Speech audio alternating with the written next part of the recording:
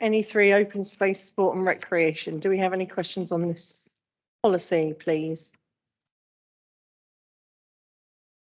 No, I shall move on to any four then, green and blue infrastructure. Do we have any specific questions on this piece? No. Okay, policy NE5 on biodiversity. Do we have any questions on that and the surrounding information?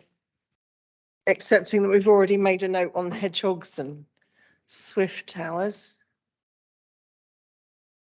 No, nothing on this. Okay, coming on to NE6 about flooding, flood risk and the water environment. Do we have any questions about policy NE6 and the surrounding information? Councillor Horrell. Chair, we all remember the last sort of big flood in the area, and then obviously more recent issues that have occurred in different parts of the district. How, given that we have to work with other authorities, EA, Hampshire, etc., how are we going to make sure that that management of the flood risk is higher up the agenda? Because, you know, if we had a flood this winter in places where we've had them before, people would go, why is it taking you X years and you still haven't solved it? And it's not obvious to me here. Again, the comment earlier today about working in partnership with other agencies, but the timescales are enormous and not terribly satisfactory on some of it. So just wanted to better understand from this policy how we're going to try and protect our residents from those adverse effects of flooding that we know are, you know, clearly going to come again at some point. Mr. Finch. Thank you. I think there's two things here, and I think, as you say, Councillor Horrell, we know exactly what this is like and how horrendous it can be for people. We've heard the summer of winter of 2013-14. I think there's distinctions to be made. There's the stuff that we can manage through development management policy, which obviously is what the local plan is about, and making sure that we don't put people in development that are at risk of flooding, or if they are and it's justified in policy terms, we mitigate that risk to the minimum, which is what you do in accordance with national policy. So that's absolutely right. There is a separate issue with regard to people affected by flooding, which what happened, as you say, a few years back, which was pretty horrendous and almost happened again in 2020. There are other ways to deal with that. I mean, obviously Hampshire, as we know, the lead local flood authority, and so they are. Sometimes they will put schemes in and fund those to protect existing property from flooding. So there's a distinction to be made between trying to protect those areas that have been subject to previous flooding and not exacerbating a problem by putting more development into areas that are going to be affected by that, which is what we can control through the plan. There's a separate and parallel issue where, you know, and if it's council property, it may be us, as I say, or Hampshire. And I think I think Councillor Porter probably has got some direct experience of some schemes that I think that they have actually implemented themselves as Hampshire. So I think there's a distinction. So this deals with development and making sure we don't permit development that we shouldn't permit because it's at risk of flooding. If it is justified, it's mitigated. And secondly, then there's the emergency sort of planning or avoidance issue, and that's a broader problem where you've got to work together with the Environment Agency. And of course, we did implement a scheme, as you know, up at Derngate, which was phase 2. We put some SIL, about £800,000 of SIL into that, and previously the phase 1 by the School of Arts. So those are the sorts of things that are designed to protect people, but they won't necessarily be directly covered by this, which tends to deal more with development, new development, if that's helpful. Thank you, Chair. Thank you, Mr. Finch. Councillor Porter. Yeah, there's a sentence in here which is relevant in the policy, which is that manages flood risk from new development to ensure risk is not increased elsewhere. That's something that really we haven't had before, and as far as I know, and it's about the that whole sentence is about the sort of things that Councillor Weston raises, for instance, and we have raised locally, which is that the effect of, at the moment, a development is only managing its own risk on its own site. But this is actually about making sure that it doesn't make it worse for other people. We have spoken with the County Council, and I know that Mr. Fox has also checked with the County Council and believes that what's written here covers the needs that we have. But obviously it's an ongoing conversation between councillors and County Council. I thought that that was already a thing. They weren't allowed to make flooding in the locale worse. I thought that was Basically, already a, Basically, you're allowed to allow water to flow through your property, aren't you? The clear passage of water. That's the issue at the moment. And this basically is the best way we can find at the moment of saying that. But I have spoken to Susanna Hope and to Simon Cramp at the County Council in my other role, but also as part of this role, to say, are we sure that we're making this as strong as we can do? And again, this is Reg 18. If people have got a different a different view and want to put that forward, I'd be very welcome to do so. thank you, Councillor Porter. Okay, any further questions on NE6? No. NE7 on settlement gaps. Councillor Evans. Thank you, Chair. I was pleased to see the settlement gap between Wickham and Knoll and Wellbourne. At the moment, it's just one field away, but that's okay. That's a gap. But Wickham is under a lot of pressure because it's got the national park coming down from the north. And then if we look at the west of it, we've got Shore Heath and Shedfield. So could the team consider putting Wickham in that sort of grouping? I presume it goes from Bishop's Waltham to Swanmore and so on, but there are still fields left between Wickham and Shedfield and Wickham and Shore Heath. So could those be considered as a settlement gap? I shall add that to the feedback. Thank you, Councillor Evans. Councillor Laming. Yeah, I'm back onto my Compton gap as usual. You've got down here Winchester to Compton Street. Now that gap should really go right the way around to encompass Oliver's Battery across to Yew Tree Hill and down towards Hursley, so that we maintain that gap properly. Can we think about putting that in, defining that area a bit better, please? Mr. Fox. I hear all your thoughts. Obviously, if you're going to obviously extend that policy, I think you'd need the evidence base to do that. And I'm just worried that conscious of the timetable that we're on, it's not going to be possible to do that before the Reg 18. If there was adequate evidence, obviously we wanted to pursue that because that's a big piece of work to make sure that it's robust, because no doubt other people would challenge that settlement gap. I was always under the impression that from Oliver's Battery across the Yew Tree Hill and then back towards Osborne and Compton Street was always part of the gap. I think the policy NE7 is not proposing any changes to the existing gaps, just to be clear.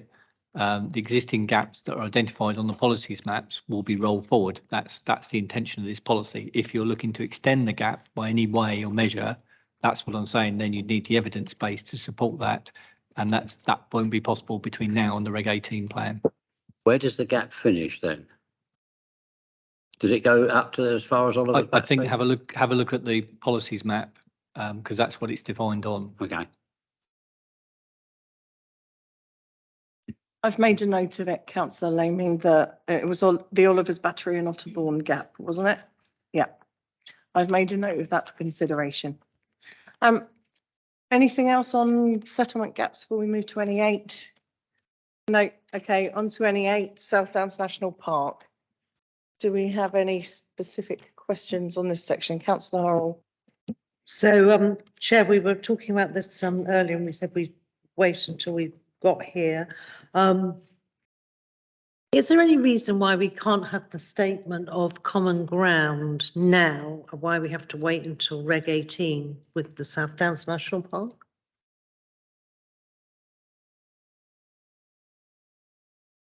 I don't think there's any technical reason. It's a question of time and resources to actually prepare that from both parties.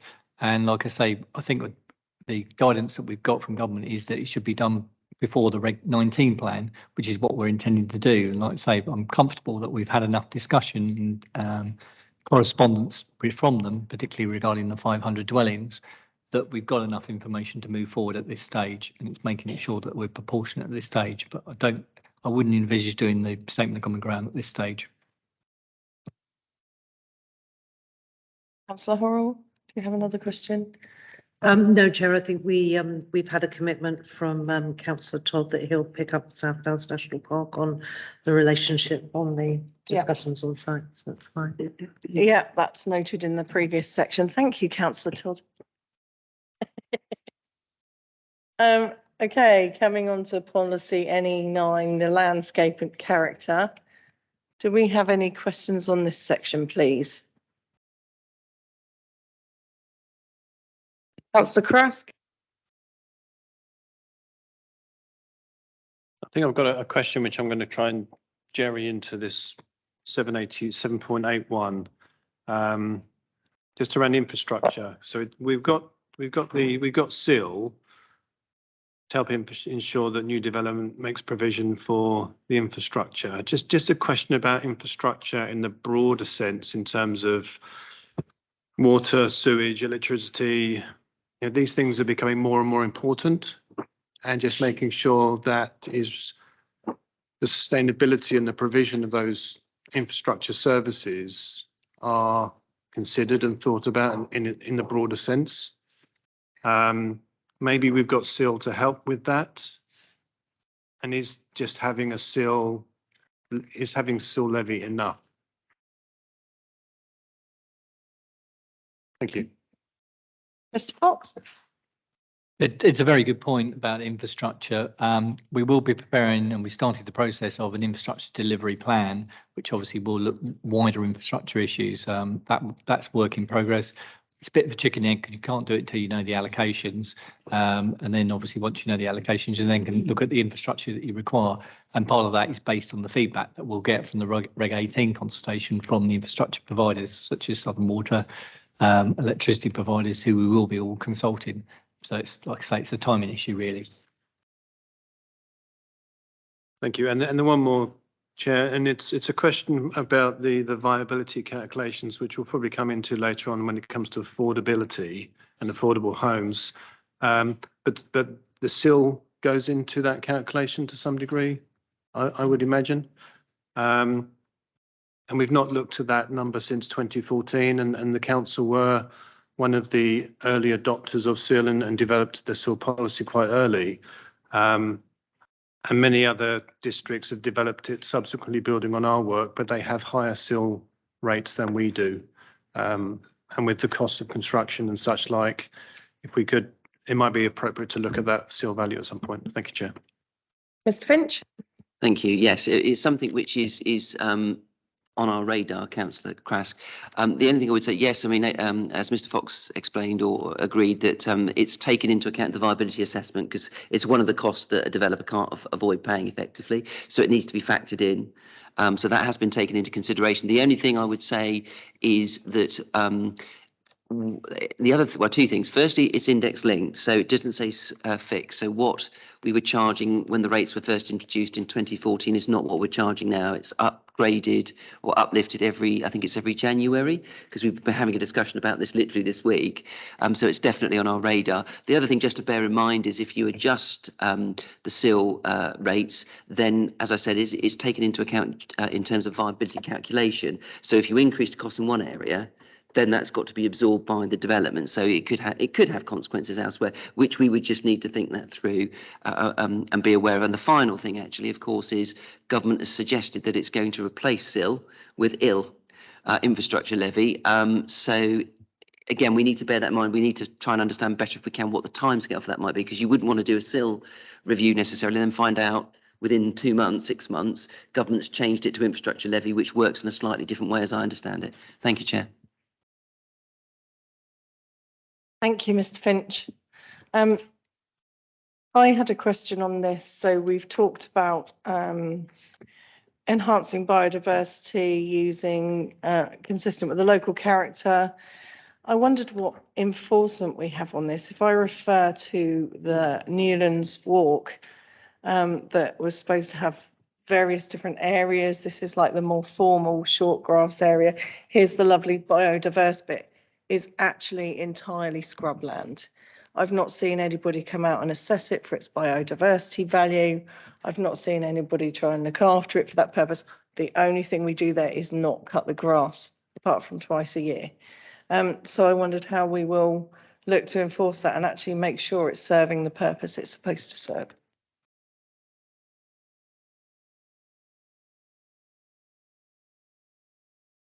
Yeah, it's a tricky one because it comes down to enforcement and having the resources to actually carry that out. But I think if we've got a policy and we approve applications in accordance with policy and condition them, then we have the teeth to actually take action if things aren't going the way that. It's Winchester City Council land. Yeah, well. Beyond the plan, isn't it? Yeah, it is beyond the plan, and it's a question of people being aware of their responsibilities, I suppose, and it's easier with people not in the city council that we can actually take enforcement action, which we can't do against ourselves. I think I might pass over to Simon Finch, actually. Mr. Finch, sorry, I asked a difficult question.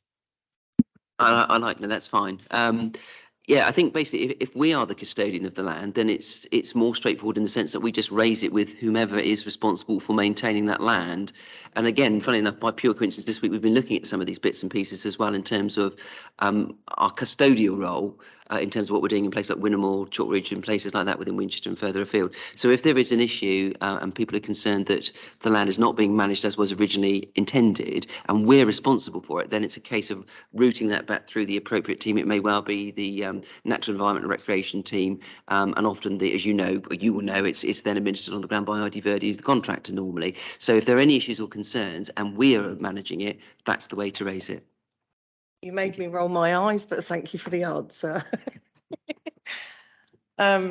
Councillor Porter, did you want I to? was going to say, just let us know, and then actually someone will go down and have a look at it with you and It's work out been what's looked wrong. at quite considerably because we're due to hand it over to Newlands Parish Council. So there's been quite a lot of work on it, but it is just scrubland Right, okay, well. with we no can- biodiverse value we in can my look at that limited, naive knowledge. As part, I mean, I've been down there, it's looked really lovely, so it could be just the end of this awful summer, but we can certainly go and have a look at it. Thank you. If I can come in there as the responsible cabinet member, I think if you talk to our ecologists, scrubland actually has considerable biodiversity value, because one of the things we've been talking about is where we build on scrubland. Actually, we should be trying to replace that with scrubland elsewhere when we're looking at our mitigation factors. So I think it's worth talking to the experts about this one.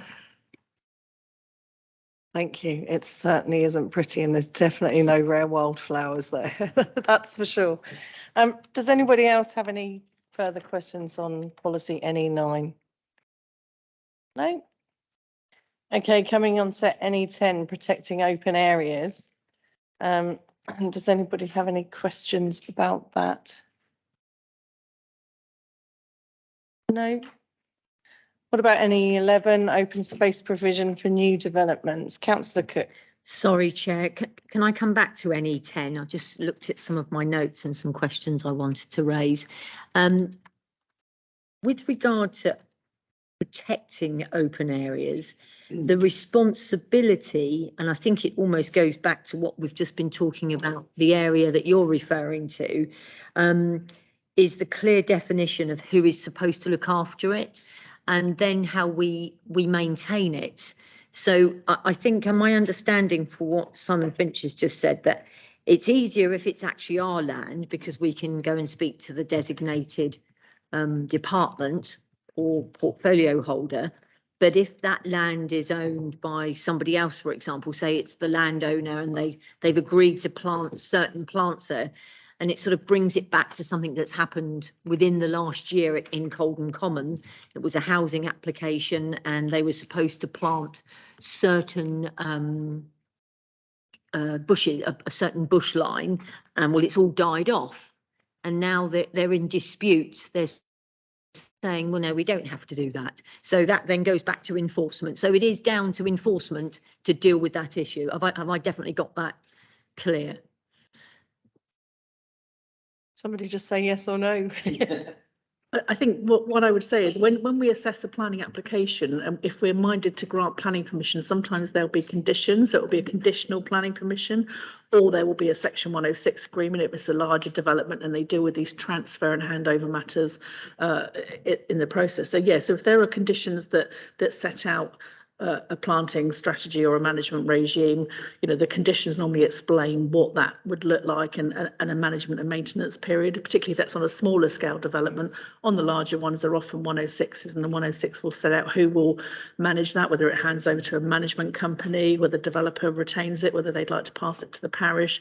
So all of those things are specified, and I think it sort of just goes back to that, you know, we don't monitor everything. We have a strategy in our enforcement plan that sets out those that we will routinely monitor, those that people will draw to our attention and will investigate. So there's a strategy there as well. Thank you, Chair. I can be rest assured that the residents of Colden Common will be the eyes and ears of any development, and when it doesn't have something that it should have, they'll make us aware of it. Both ward councillors, be rest assured. Thank you. Could I ask a question, please, for clarity on the protecting the open areas, the biodiversity?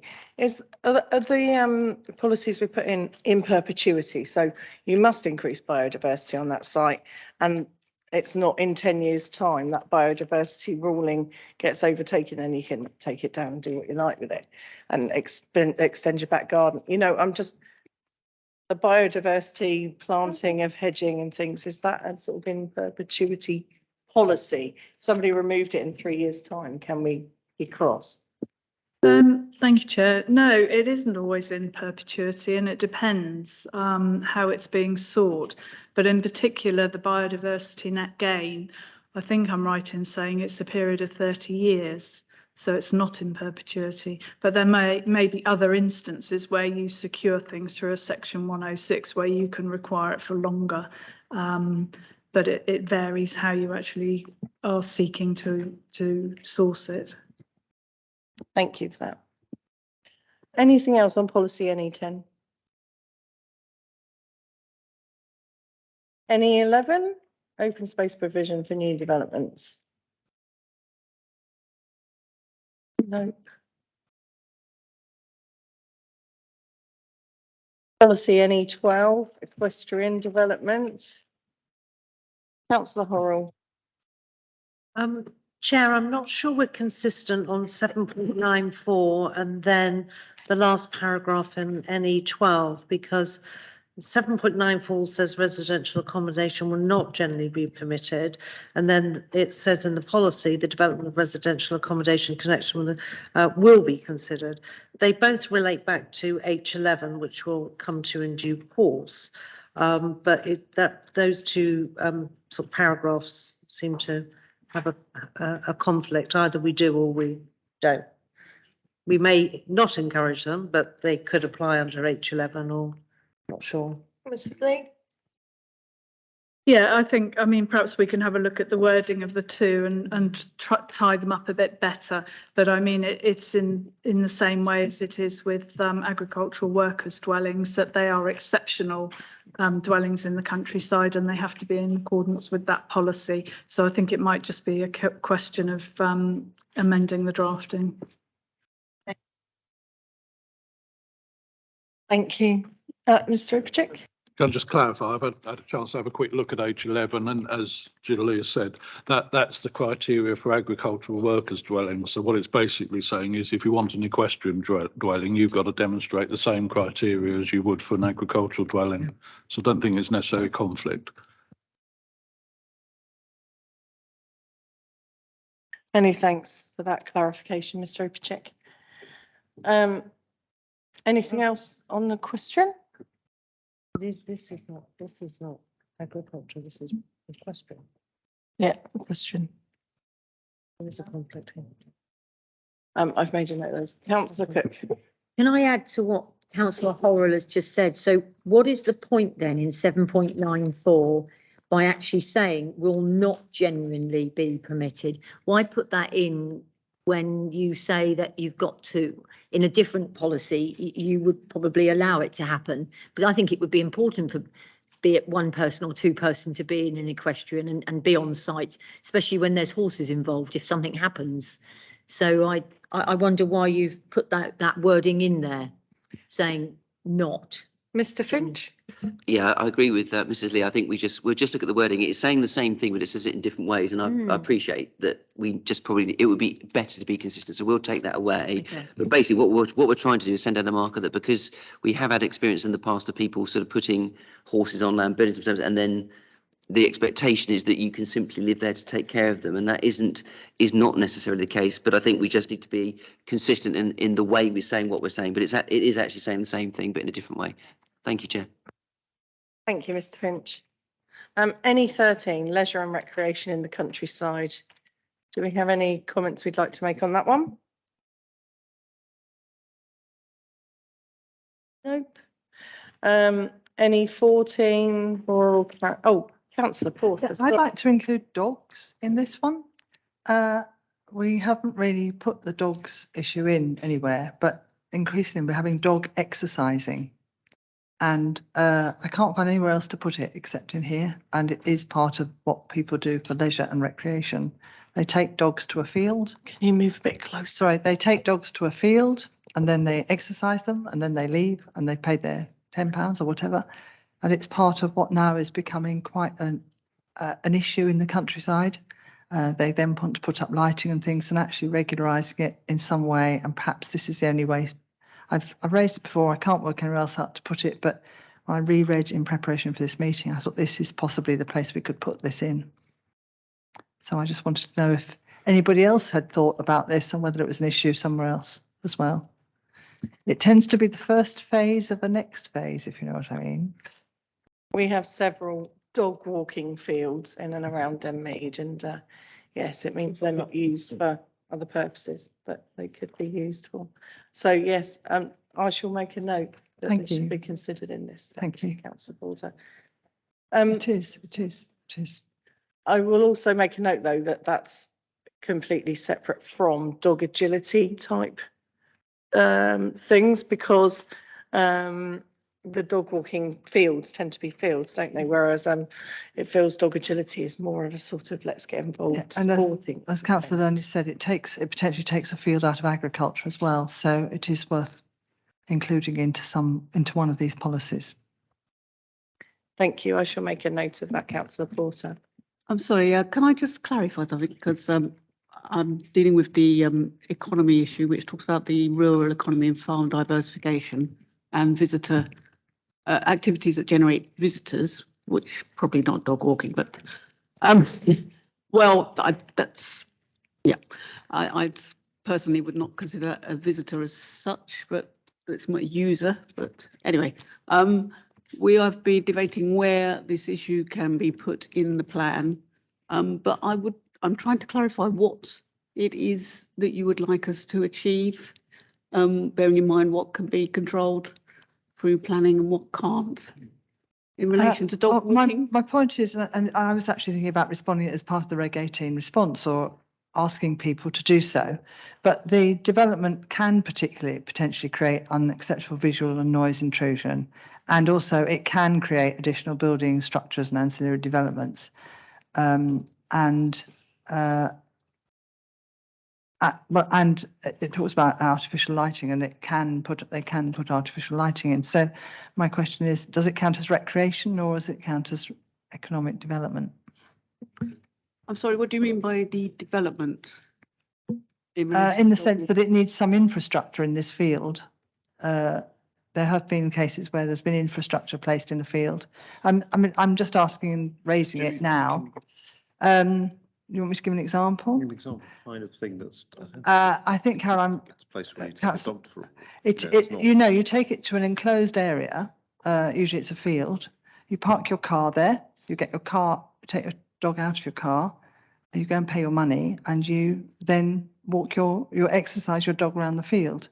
But over time, toilets arrive, and then a small kiosk arrives. Someone serves you a coffee, and before you know it, you've got a field with quite a lot of development in it. And Councillor Brooke is going. Yes, I know exactly that. Yeah, up to three. Before we know, we've got a caravan on there too.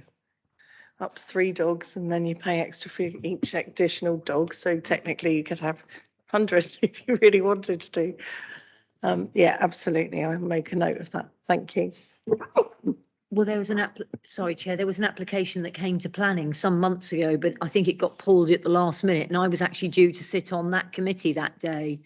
So I'm aware of these dog walking areas, and they can create quite a lot of noise as well. But that's all I needed to say. Thank you. Suggest, Chair, it sounds like something where a site visit, if we identified one which would really crystallise in everybody's mind what it was we're being talking about, I think it might be helpful for those. Robull Dog Park in Denmead. Which one, sorry? Robull, RHOBULL. Okay. They've recently put a planning application through as well, and they've got a nice big shed there now, and yeah. I think it's the wrong thing to do. It's just that it needs to be controlled within one of these sections. And how do we control these better, I guess? And perhaps if there's any policy that could be referred to within this or the economy piece that can define it better, control it. I think that people on planning committee would appreciate it. Chair, I was only going to add, through development management, we have seen a number of these applications, both in the Winchester district and actually in the South Wales National Park, because we obviously operate for them as well. I suppose what I'd say is, in terms of the policy, there were a variety of, the plan, when you read it, is a whole plan, and there are a variety of policies that you would sort of overarch in terms of making a planning assessment on whether, whether it's a dog park or another use that sort of results in a change of use from the current use of land would be acceptable or not, and that would include sort of highway consultations with our environmental health team on noise and other facets. So I think it's certainly something we'll take away, and one of the things we need to sort of add an answer to, isn't it, and think about. But I think in terms of development management, it's in the round. So you consider, sometimes there are a variety of policies, and you'll have to make your planning judgment weighing up all the material planning considerations. But certainly looking at a few that we've granted permission for might be helpful, Chair, moving forward. Mr. Finn. I think policy NE13 is designed to cover these sorts of things. I've been just looking at what people have been raising, the issues that they've raised, and I know what you mean, because I drive past one just north of Wickham, actually, by the cross, and there's one on the corner there, actually, where they do that sort of thing. I think NE13 covers it, but what we could do, in the explanation to the policy at 7.96, it gives examples as golf, fishing, motorsports, war games. We could just simply add it in there, because I do agree it's become a thing over the last sort of 4 or 5 years. It wasn't a thing much before. So why don't we tweak the explanation to the policy? But I think when you look at the policy and it sets 4 criteria, it talks about lighting, impact on character, visual, noise, intrusion. They are exactly the sorts of things that you've been describing could be a problem. So I think you've got a policy, but why not refer to it specifically in the explanation to the policy as a suggestion? With your leave, Chairman, I'd be very pleased to see that. Thank you, Councillor Porter. Anything else on that section? No. Policy NE14, talking about rural character. No. Tranquility would be lovely though, wouldn't it? Councillor Horrell. So, Chair, in the last paragraph of NE14, we're saying very clearly here that extension should reflect the character of the existing dwelling, which has not been our current policy. In fact, people have taken pride in making it look completely different. And also we're looking for replacement dwellings not to be larger than the ones disproportionately. So 1-bedroom house not going to a 5-bedroom house, presumably, than the one being replaced. So am I clear in my understanding that this is in my view a good tidying up of the approach, but that is our intent, that we're trying to manage those extensions slightly differently from perhaps our historic position. Thank you. No, I think that actually this is pretty largely a carried forward policy, and it is that sort of it comes down to design, doesn't it? And I know exactly what you're saying about some cases people have gone to extremes in designing extensions that look completely different to the host dwelling. But this sort of last paragraph of the policy, and it refers back to H8, which is the small dwellings in the countryside.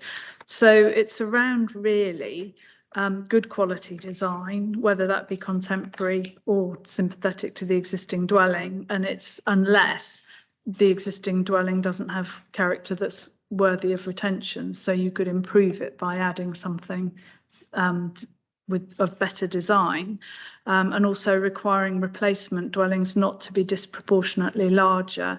And again, that's around linked to policy H8, which is keeping the stock of smaller dwellings in the countryside because relatively they are more affordable.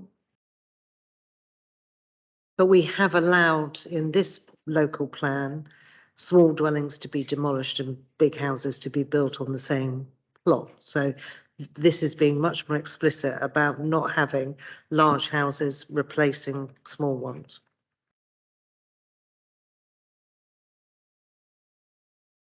Yeah, that's right. And we're not always successful in defending things like that at appeals. Inspectors don't always agree with us that dwellings are affordable, but we've always taken the line that the smaller dwellings by their very nature are more affordable than bigger ones, but not necessarily affordable in the terms that anybody else would think. I'll raise something on H8 then when we get. Thank you. On to policy NE15, special trees, important hedgerows and ancient woodlands. We all know they're incredibly important. Does anybody have any questions specifically on this policy? No.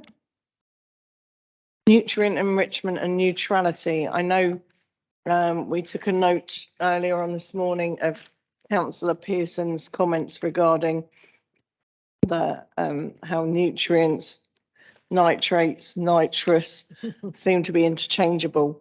And I believe somebody's taken that away as an action. Is that correct? Okay. Do we have any other questions on this section?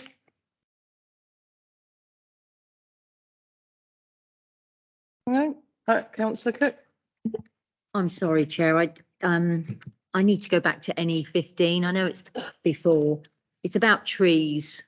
I have a real love for trees. I go around hugging them, so people have said, but I don't. But what really concerns me when there's a planning application is how people seem to think it's acceptable just to go, we're going to take that tree out, we're going to take that tree out, and I've got it on my doorstep currently. So I am very, very passionate, I think is probably the right word. And there are many people that are in the ward that feel the same way about our trees. I want to speak for the district, obviously, because that's what we're here for today. But I don't know whether our wording about trees is strong enough. They're really important. I see Toby holding his head thinking, oh my gosh, she's going off on a tangent here.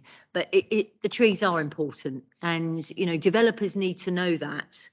And, you know, it's too easy just to take out a tree after 30, 40, 50, 60 years of growth. It's not right. It really isn't. So I'm sort of asking, is there something we can do and write something stronger that people understand the importance of trees? Policy NE15, Councillor Cook, is about special trees. And that's notwithstanding that all trees are special, but this policy is specifically relating to special trees. Does anybody have any comments on that? Well, no, I mean, I'm I am glad you're smiling about this. I am in total agreement about the importance of trees, and we do have a policy in this chapter, not specifically related to trees, but on the biodiversity net gain, where we've added a policy to say that if we think that somebody has deliberately degraded the site and cleared it of its amenity value, we won't take that as the baseline. We will work out, if we possibly can, what it would have been before they took away the things that they did, to try to dissuade developers from clearing sites before they apply for planning permission. And we can do that in relation to biodiversity net gain. We can do it in relation to protected trees and hedgerows, but it's very difficult sometimes to protect, for want of a better word, ordinary trees and hedges. But if they're included in the biodiversity net gain calculation, it is then worthwhile developers keeping them rather than getting rid of them before they start the development. Unfortunately, dare I say it, there are people in this world who seem to think that's all very fine, what you've written here, but they'll just take them out anyway and pay, and they'll just take the consequences. And I think that then goes back to the enforcement side of things, which probably isn't the right forum today. So I'll keep this short and sweet, but I think it's important for people to know how strongly I feel about this, that perhaps when they do wrong, we need to make sure they do pay their fines and we do prosecute them, because it's not acceptable. Thank you, Chair. They would also likely be the people that would remove newts from the site to get planning permission and fight off bats, and in general in life, barge their way through things that are in their ways. Councillor Cress. I don't want to prolong the conversation about trees too much, but there is the issue about tree clearance before a planning permission, a planning application is put in. I had the conversation during the consultation period about the policies, about having a policy in there which recognises that the trees taken out before the application was put in were recognised. And I know it's in here somewhere. I just need to find it, but I support what Councillor Cook is saying about protecting trees. Thank you. Thank you. Okay, moving on from special trees. And on to the nutrient neutrality water quality effects, the snappily titled on the special protection area special policy. Do we have any comments on nutrient neutrality water quality effects? Councillor Horrell. Chair, this isn't necessarily just on the special areas, but my understanding is on the mitigation for nitrates versus phosphates. Phosphates has to be within the area, whereas nitrates could be somewhere else in the district to comply. Am I correct in that assumption? In mitigation terms? Mr. Finch? Yeah, that's correct, yes. And with nitrates, it was sufficient for it to be in the same river catchment area, which is a lot easier than it having to be in a certain position for the mitigation relative to where the development's taking place, which is the case with phosphates. So that makes mitigation more challenging. And the other point is that decommissioning agricultural land, if that, obviously there's been a bit of debate about that, gives you far more nitrate mitigation, generally speaking, than phosphate. So you get more mitigation for a wetland scheme, for example, for phosphates than you would by just taking agricultural land out of production. Thank you, Chair. Thank you. Any other comments on that section? No. The last one in this section then, rivers and their settings, rivers, watercourses and their settings. Any 17, do we have any comments on this? Councillor Laming. Under the climate change, we're seeing a number of the small tributaries drying up in the summer. Are we going to be able to protect those and also drainage ditches, because we're getting more rainfall, hopefully? So we want to alleviate flooding possibilities on both cases. Would anybody like to just comment on that with regard to rainfall? No? Okay, so no further comments on policy NE 17. So in the biodiversity, the actions we have, anyone look at Swift towers, hedgehog highways, etc. Any two, the policy says there's a master plan. We expect that, would like that, but can't refuse necessarily if there isn't one. Recommend we speak to organisations in advance to warn them that this would be a thing.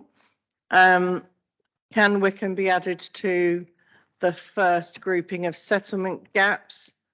Noted that Oliver's Battery and Otterbourne gap consideration.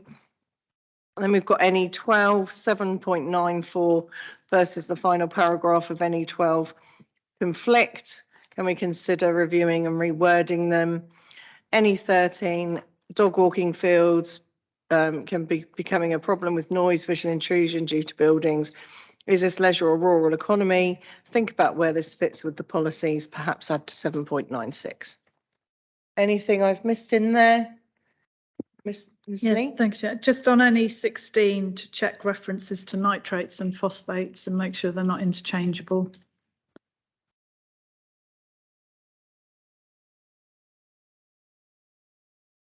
Chair, just to clarify, I think Councillor Pearson was saying he thought that appeared in several places through the document. So there's a sort of a check, I think, on the interchangeable nature of those words and what we're actually. It was also things like phosphorus and nitrous. Yeah. So Thank you. Thank you. Right, so that's that section complete. We will now move on to the historic environment piece. So this is on page 179 of your packs, 138 of the local plan itself. Does anybody have any questions or queries on the background before we move on to the policies? Nope. Strategic policy on HE1, historic environment. Anybody got any questions on that? HE2. These are all fairly well rolled forward, so I suspect there'll be very little, so I'll whiz through them a bit. HE3, designated heritage assets. HE4, non-designated heritage assets. Any questions? HE5, mitigation and avoiding the loss of heritage assets. HE6, scheduled monuments and nationally important non-designated assets. HE7, non-designated archaeological assets. HE8, applications affecting listed buildings. Councillor Horrell. Sorry, Chair, I'm not quite sure. This is an archaeology question, so under 8.8.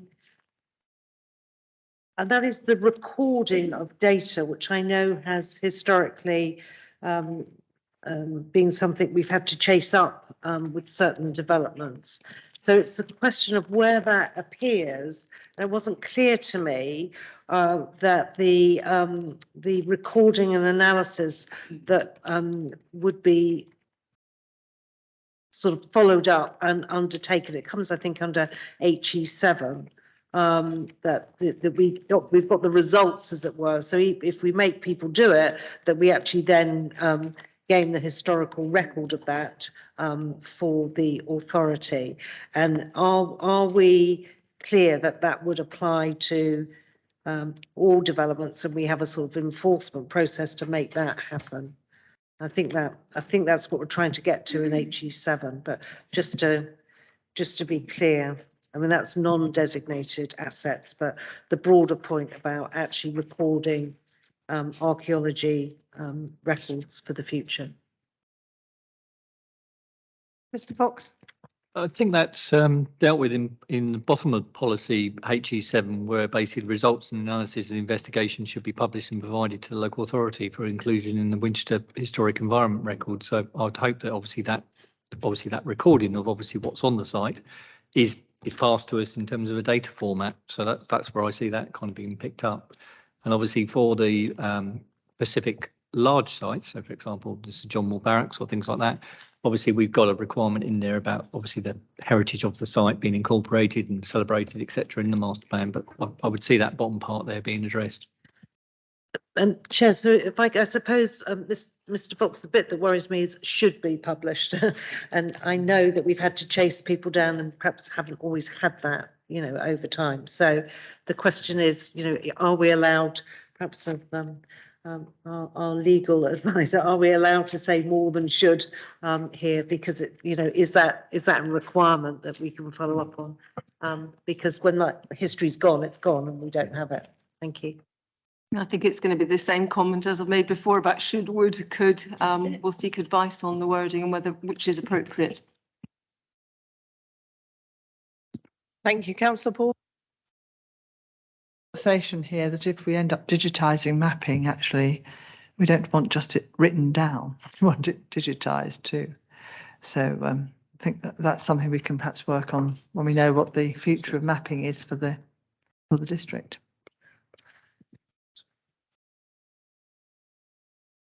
Thank you. They'll probably be doing it for the buildings. They might as well be doing it for the archaeology. Okay, thank you for that. I've made a note of that. Policy HE8. Any questions on applications affecting listed buildings? Policy HE9, change of use to listed buildings. Policy HE10, development in conservation areas. No questions there. HE11, demolition in conservation areas. Nope. HE12, registered historic parks and gardens. HE13, non-designated historic rural and industrial heritage assets. HE14, improvements or alterations to improve the energy efficiency of designated and non-designated historic assets. Councillor Edwards. Thank you, Chair. It's a question triggered by, or a comment triggered by HE14, but I think it refers to really the whole of the HE section.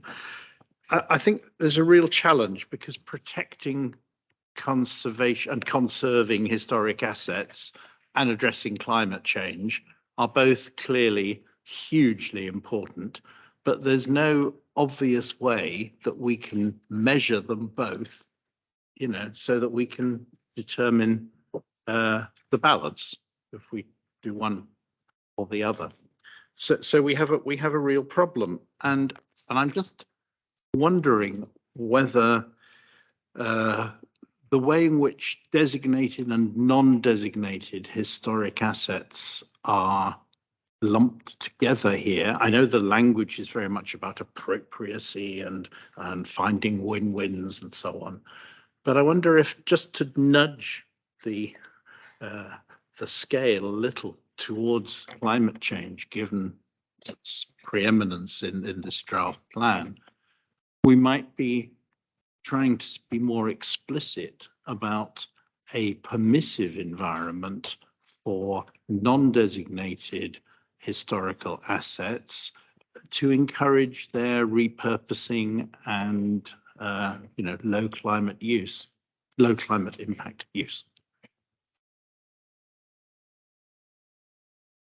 We made a note previously, Councillor Edwards, about retrospective measures to remove heat from the house, but certainly I will put that forwards for them to consider. If everybody's happy with that. Yep. Okay, so we are finished with that section. So I haven't written out my wording for Councillor Edwards' piece, so I can't read that out. If you could just restate that in a succinct way, because I haven't written it down yet to read it out. So the only points I have there are in section 8.8, HE7, it says should publish results of archaeological investigations. Can we be stronger about that? And Fiona will check wording limitations for us. And this one is about being more open to non-designated historical buildings taking measures to reduce their carbon footprint. Is that a good succinct way of stating it? Okay, so that's the 2 points we've got on this, and then we will be moving on to Homes for All. I'm aware it's 5 to 6. We had lunch at 1:15. Would people prefer to plough on at this point, or be able to grab some food quickly, or a comfort break for the loo, or a bathroom break? Okay, we will have a bathroom break, 6:05, and we will continue on to Homes for All. We've got 2 sections to go. We're so near and yet so far. See you shortly.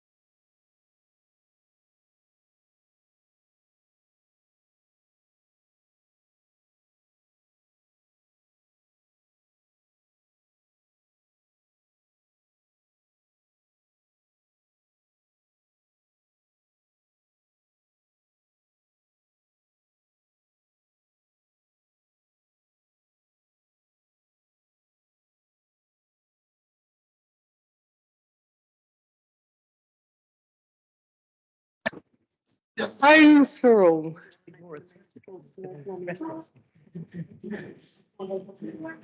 Right.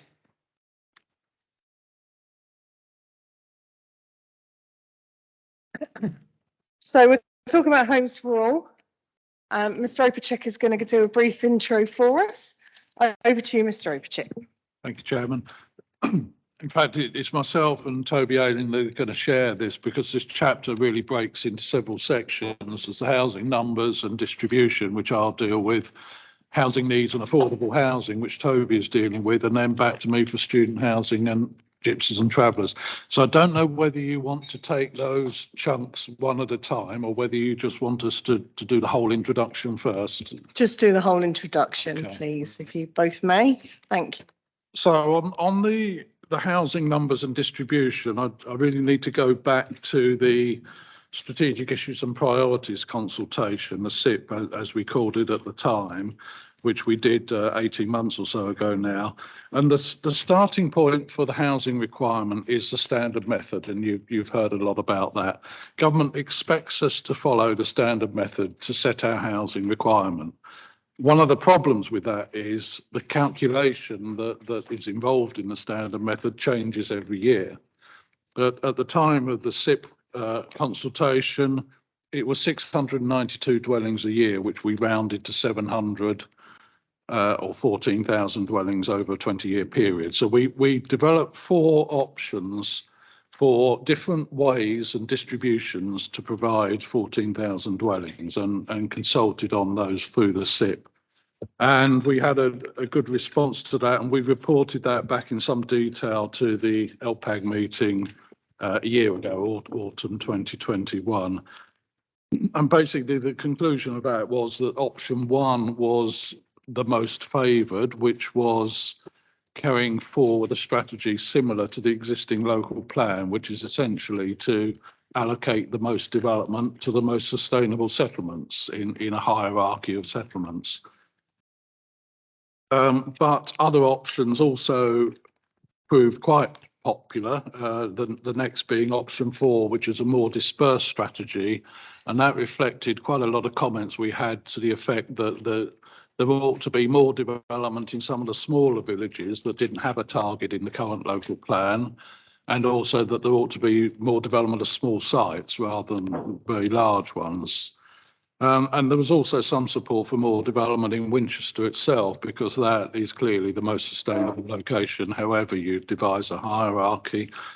So that was reported back to Local Plan Advisory Group, and officers recommended that the way forward really was based on option 1, but with elements of option 4, bringing in some more settlements, sort of slightly lower down the hierarchy, and option 2, a bit more development at Winchester. And that was supported by LPAG, and officers went away and then developed that into a single proposed strategy. In doing that, we were conscious the 14,000 we consulted on in LPAG was purely the standard method.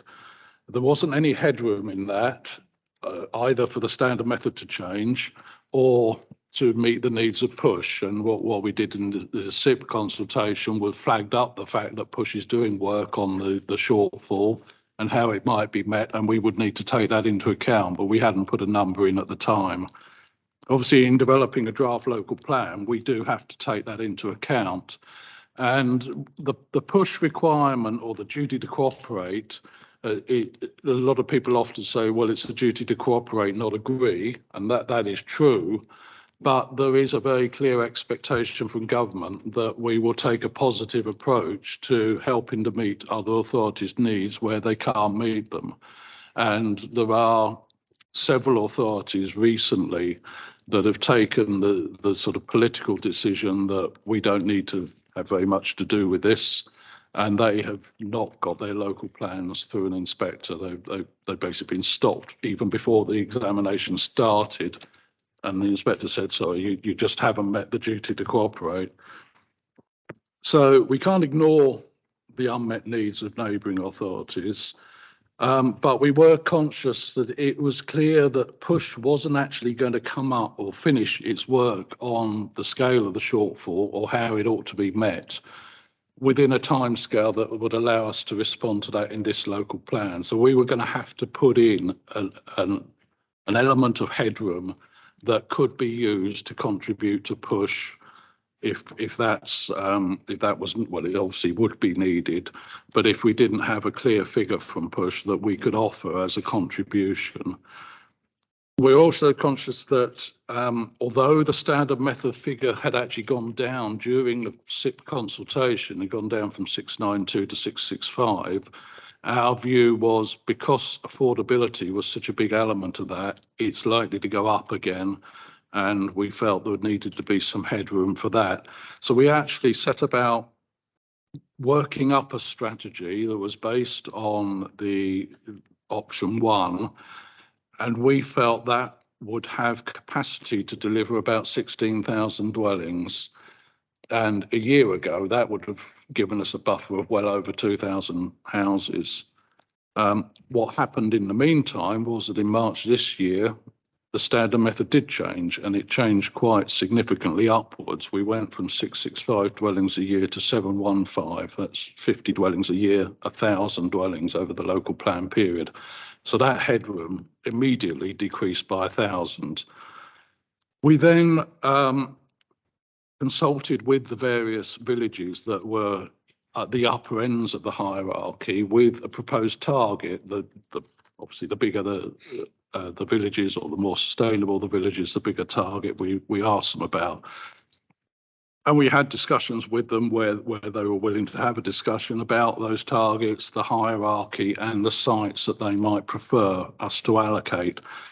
And through that whole process, we essentially developed the draft local plan. And the buffer had reduced slightly further because we've come across some places like Southern Scrutiny where it hasn't been possible to make allocations, even though ideally that's the sort of place that we would want to. There have also been some changes in the hierarchy, and that has been reviewed as a result of the comments from parish councils, and Toby can go into the detail on that. He's sort of got chapter and verse on the hierarchy if you need it. But essentially, however you look at that, it hasn't changed significantly. But what we have done is drop down from the larger settlements, Swanmore and Waltham Chase, partly on the basis that they now fall at the sort of break point between larger settlement and intermediate, and partly because there are actually very few suitable sites there. So they've been moved down the category so that they don't have to take so much development, which will be difficult there.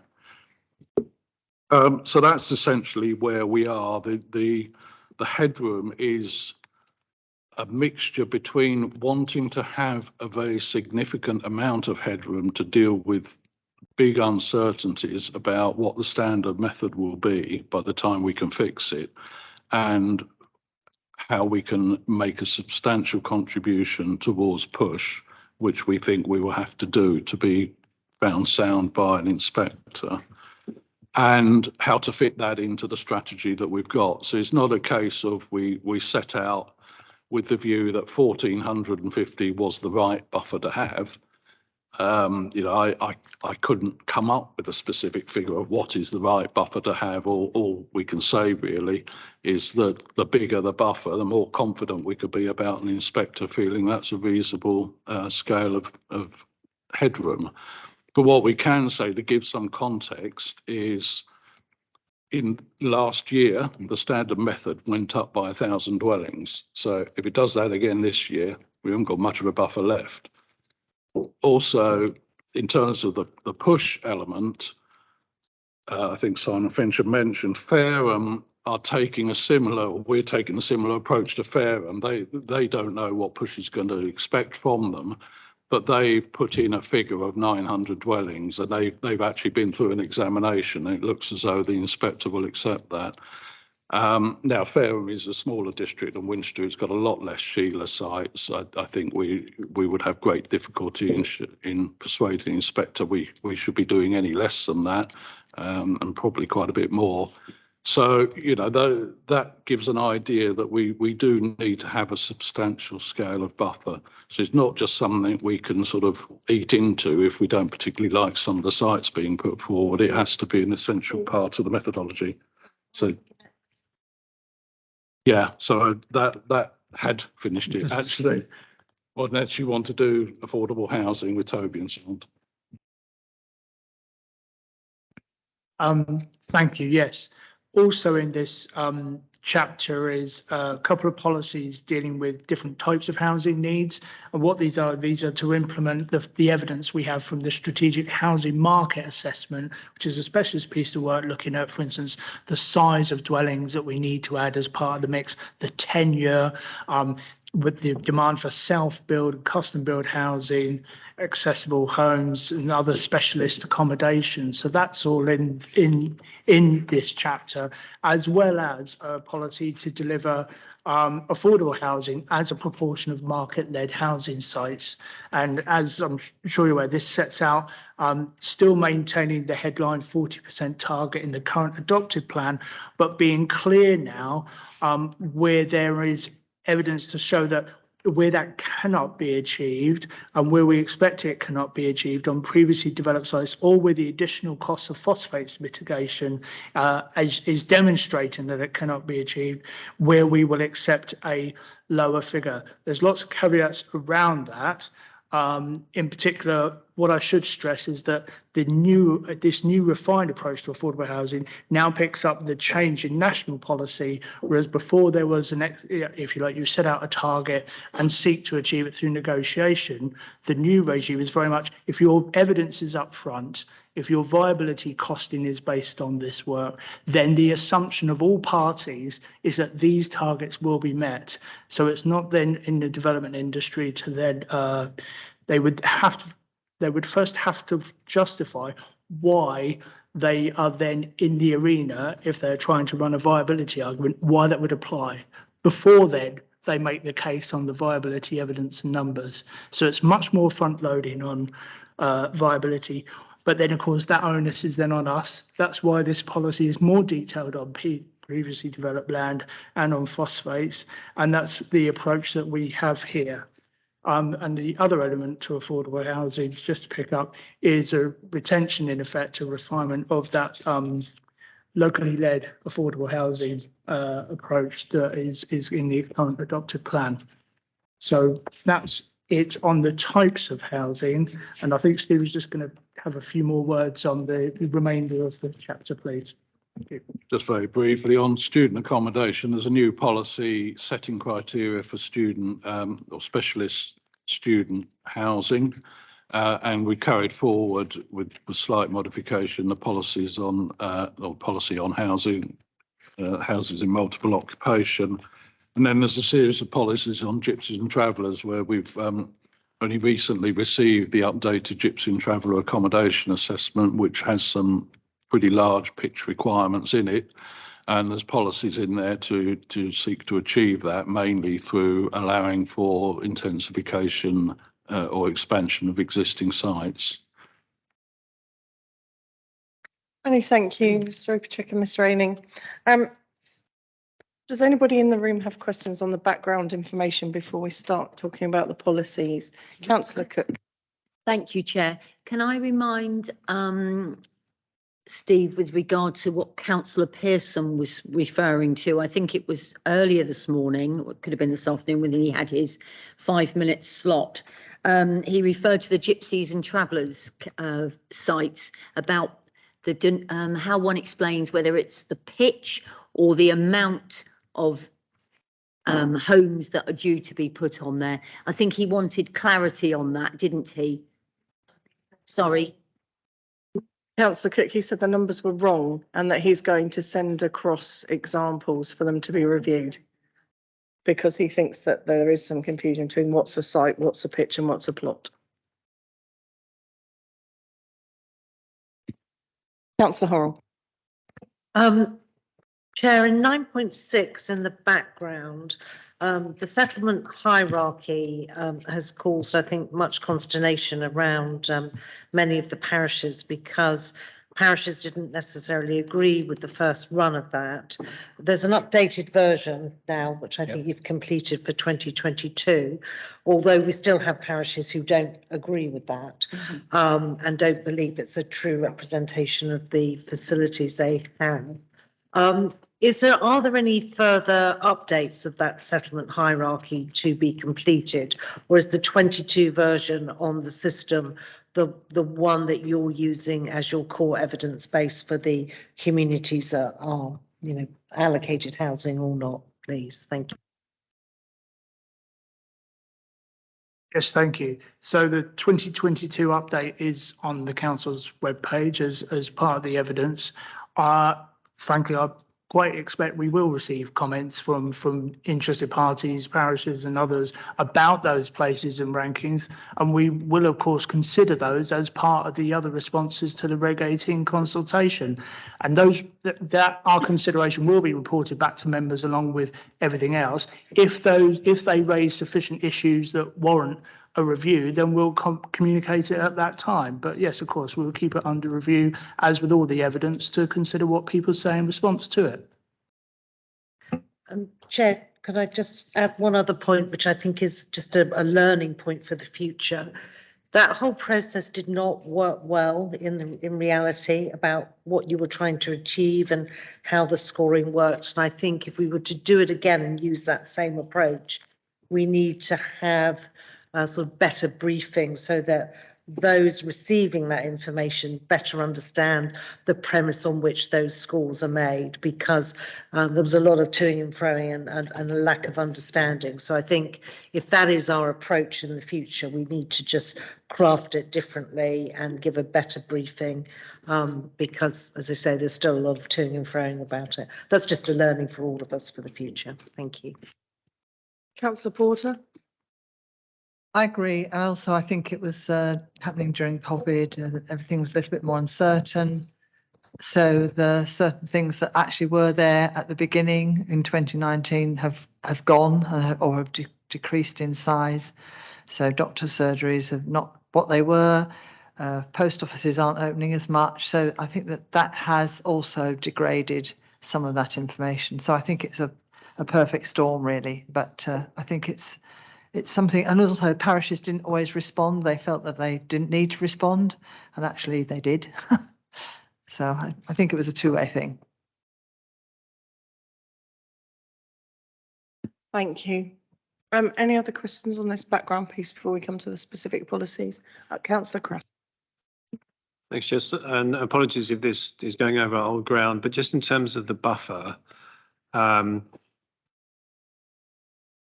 if you know the government could put the target up to 750, it could take out Sir John Moore, and then we've lost the buffer.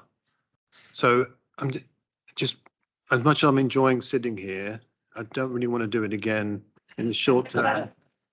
Is there a way we could have, like, and this is a regulatory thing, I'm sure, is there a way we could have like this is our allocation, and then we've got a tier 2 of backups where if we lose the allocation.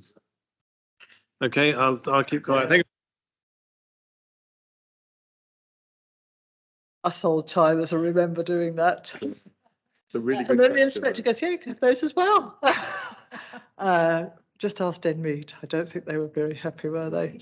I'm sure that Steve will remember it as well. So I think 2013, Winchester Village, Abbott Spartan, they were all now reserve list. And then he just went, do you know what? We'd like to have those too. So If they're acceptable, they're acceptable. I think that's the whole point about Reg 18. People can make their applications if they, or their points if they don't believe that their site should not have been on it. If they should be on it, then this is the opportunity to put that point forward. Although, let me just say, we should check whether the situation has changed and whether the kind of reserve sites that. Well, whether that actually, Mr. Fox might like to talk about the phasing process, which you've brought into this time, and I believe you've had some conversations with Department of Levelling Up about it as well.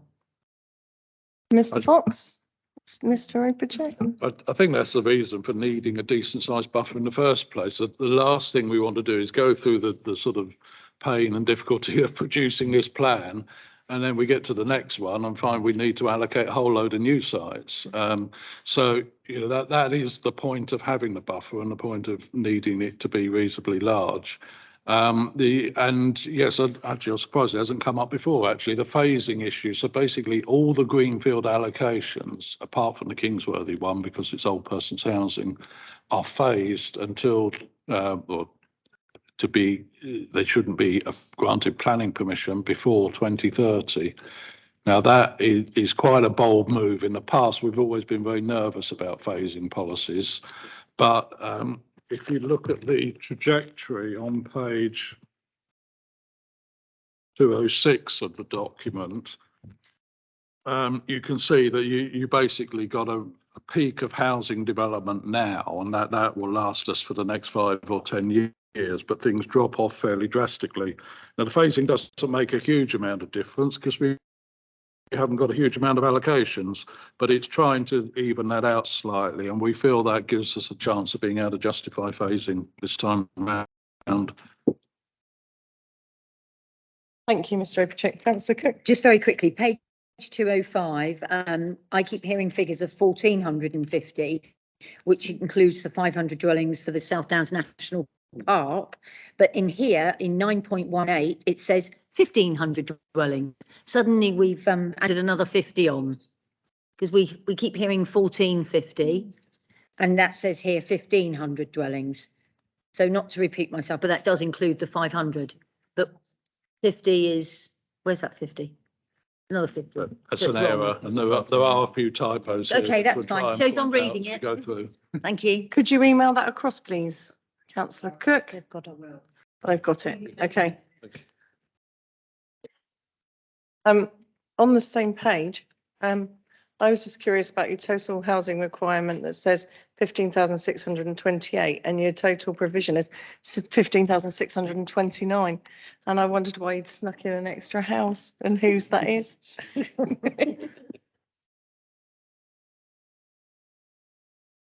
Sorry, it's just a matter of rounding things up or down, Yeah. so that the need came out at a very precise figure on the standard methodology.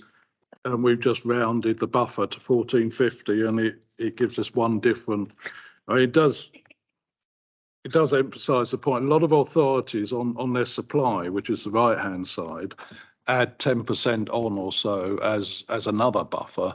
We haven't done that because we're saying so much of the development is already committed. There's no need to allow for an extra buffer, but many authorities do actually have an extra buffer for the possibility that some sites might not come forward. Many thanks, Mr. Oberchek. Councillor Porter? It does say about. I'm sure that extra house has to be for me, I'm sure. Does anybody else have any questions on HE1? No. Okay, on to HE2, housing phasing and supply. So we've just touched on this. Councillor Horrell?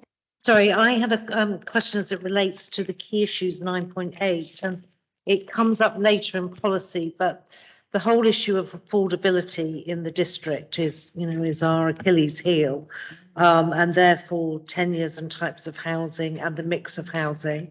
And I'll come to that as we get to some of the policies as we go through this document, but I'm just wondering whether we have where we can and where we can influence most effectively, have we grasped the whole issue of affordability in our district, which impairs all sorts of things as to travel issues, work issues, etc., health and well-being? Have we really tackled that as effectively as we can at this stage? I suppose that's my challenge. Have we got enough in here to make sure we're doing enough to try and improve that significantly, which we all know is not great for us? Thank you.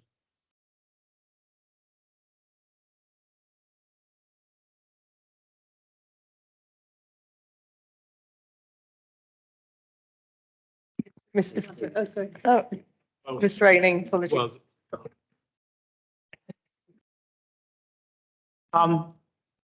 I should start by saying that obviously this is not the council's only actions in this regard, because we have our housing role and housing strategy in place. But in terms of this plan and what we're doing, that local evidence on the affordability of housing in this area has fed into the different types and products that we need that have been identified in the Hmos and have then fed into that how we cut the cake in the affordable housing tenure. And we must base our what we seek from developers on that evidence. However, within that, we are in discussion with colleagues in housing enabling about what needs they have coming through the door. You know, what is their actual experience and where those priorities are. And for that reason, that is one of the reasons why, for instance, in policy H5, which talks about the dwelling size and tenures, we've tried to lift up the very detailed techie information in the Hmos to the broad outlines of points 1, 2, and 3 there. What are the main points we're trying to achieve through that evidence? And then let housing colleagues, through discussions and negotiations with developers as those things arise, actually refine and improve it with regards to their local and up-to-date evidence when that comes in. I know there's other elements and other implications for housing affordability that arise, but focusing on this chapter and these elements, this is what we've got here. Thank you, Mr. Ayling. Okay, we're on H2. Anything else on H2, housing phasing and supply? We have just discussed that. Okay, I'll move on to H3 about spatial housing distribution. Does anybody have any questions on the information in this and the table? Councillor Hall. Chair, obviously the officers have given their consideration and sort of cut the cake, as it were, sliced it up. But if sites come forward and in the next round of discussions during consultation where it's viewed that a site has a better support than something that's in the plan, but it moves it from one part of the area to another, does that have any material impact, or are we happy to give and take on sites? I think we're more concerned about the overall total of housing rather than within reason, rather than precisely which spatial area it goes in. While we're on this policy, can I just point out a couple of corrections so people don't get the wrong impression? The main one being in the right-hand column, level with Hursley, there's a figure of 485. That's a complete error. We're not proposing 485 dwellings in Hursley. It should be just crossed out. And the two figures level with Bishop's Waltham should move up a line to replace the 1400. And actually towards the bottom of the table, Sutton, Scrutiny and Swanmore got joined up. They're obviously separate settlements and Swanmore should be on its own line. Thank you, Mr. Overcheck. Do we have any more questions on this, please? No, we'll move on to H4. Development within settlements. Does anybody have any questions on this, please? No? Are you?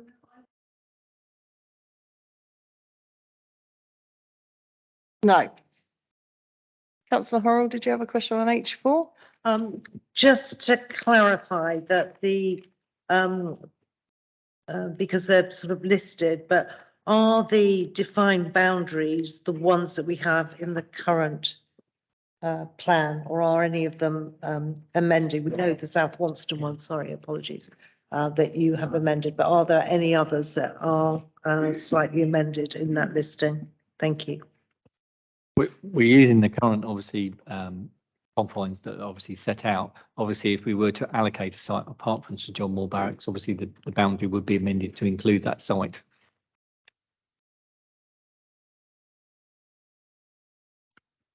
H5, Councillor Evans. I'm not sure that it goes in here, but you can tell me if I've missed it or where it should go in. What we get at planning quite often is we have an application for a large house and we refuse it because of our policies.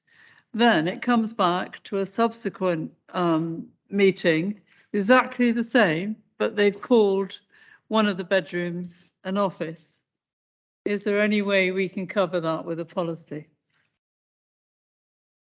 I think the answer's no, but I'll hand to Mr. Fox. I think that's policy H5. It's the footnote. It's not very big, I must admit, down the right-hand side of the policy that talks about typical dwellings and more reception rooms, etc. So if you look at the footnote, hopefully we've addressed it there. We've tried to think hard how we can address that, because we do appreciate it's an issue, but how we can address that in a policy. But the way that we've come up with is a footnote, but appreciate your views on that. May I come back? So I've actually asked to the agent, is this the same application that we've refused? And they've said yes. So surely there's a way of addressing that. Ms. Pinnock? Yeah, it's really tricky. I think it sort of feeds back a little bit into, you know, I'm not just saying it's happened during COVID, because obviously this happened before, but actually what does your family home look like? What sort of floor space does it need to be the right home for you? And I think historically we looked at sort of 2 and 3 bedroom homes and thought they should be of a restricted floor space. But actually, when we, you know, inspectors haven't always supported us in that. And then you look at whether it's a reception, you know, additional reception room, a walk-in wardrobe, or, you know, an additional home office. And it's really tricky to get that balance right. And where you feel that they're genuinely 2 or 3 bed, but they're giving you more spacious accommodation, that it's really tricky to just refuse it on those grounds. So I think, you know, I've talked to Adrian Fox and the team about this, because obviously I know it's something that planning committee members feel strongly about, but it is really difficult. And hopefully that footnote helps, I think, because we're talking about the number of reception rooms and bedrooms, but there are those balances in terms of home working, you know, luxury walk-in wardrobes and the like, but you know, we have to balance them up when we're assessing planning applications. Does that answer your question? So there's nothing we can do. That's what it's you're not good saying in a news, is it? Mr. Opacic. So I think it's not necessarily just the footnote. The footnote relates to the paragraph below the 1, 2, 3 list there. So that is where we're trying to say we're not going to accept multiple bathrooms or reception rooms or something as bedrooms, or we will treat them as bedrooms. And therefore, your 2-bedroom house that has half a dozen snooker rooms or something is actually a 5-bedroom house.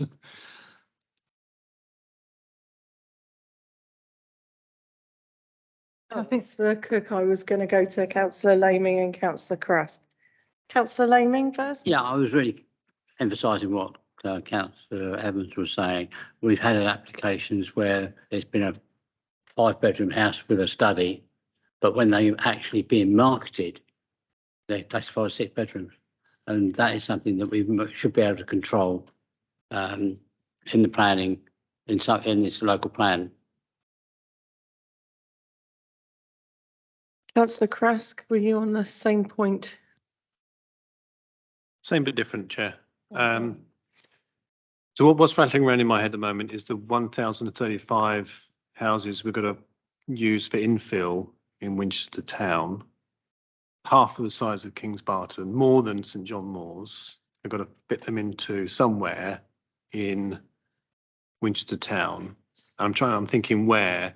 I'm thinking that we need the design codes to give the guidance around how to do infill, which speaks to what we've already covered.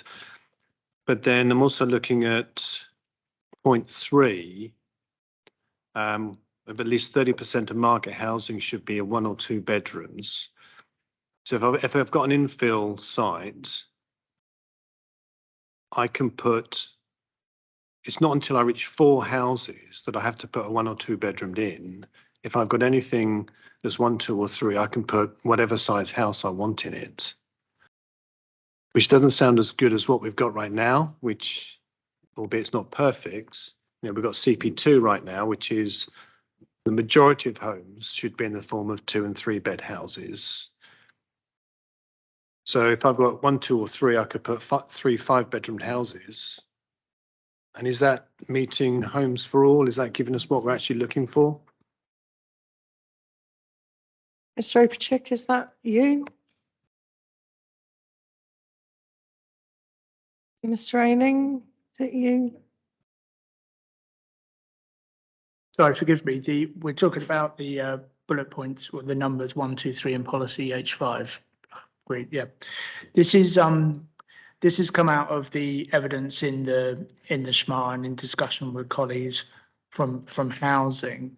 The main point we're trying to consider is, and really to guard against, is that we get too many propositions of smaller affordable dwellings and not enough and too many larger market dwellings, and then the delivery does not match the need that we've identified.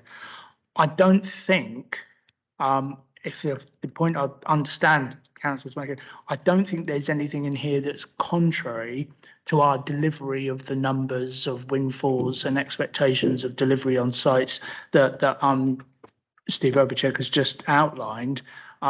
What I think is, if there are particular sites, say within the urban area, that don't lend themselves to these sort of arrangements, the policy does allow for that. If there's compelling evidence is provided to the country, the site doesn't fit, all the rest of it. So if there is a need to make a site work, and that it only works in a certain way, then we can address that there. But I'm not, at the moment, forgive me, I haven't quite understood every aspect of it, but I don't see that these priorities would prevent the delivery of housing in the numbers envisaged in the overall strategy.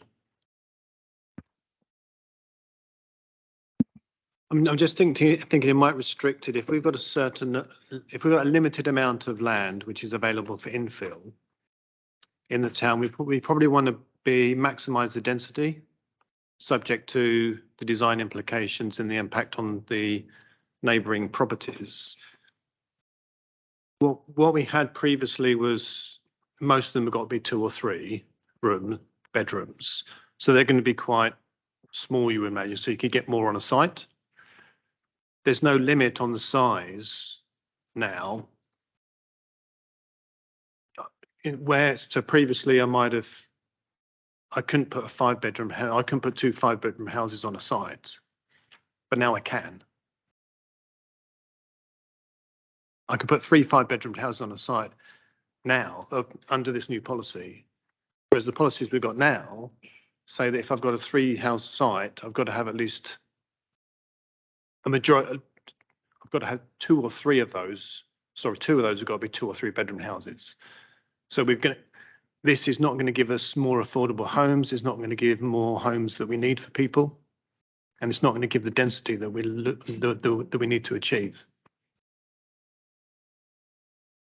Mr. Opachik? I think I understand it. The problem is basically a mathematical one, isn't it? Where you're saying at least half should be smaller dwellings. You can apply that to a site of 2 dwellings. If you've got 30%, it goes to 3 or 4.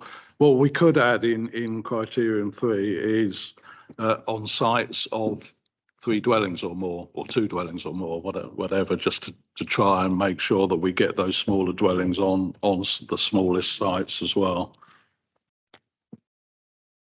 It needs something. I'm not quite sure what it is, but it seems less than what we've got right now, or not as good as what we've got right now. I'm not saying what we've got right now is good, because it gets liberties are taken with it, because you say yes, it's a 2-bedroom house, but it's got an inbuilt garage and it's got an office and a changing room and a whatever, so it gets turned into a 5-bed house. But this makes it very easy to just build 5-bed houses. Is that something we'd like to consider in advance of the consultation or as part of the consultation?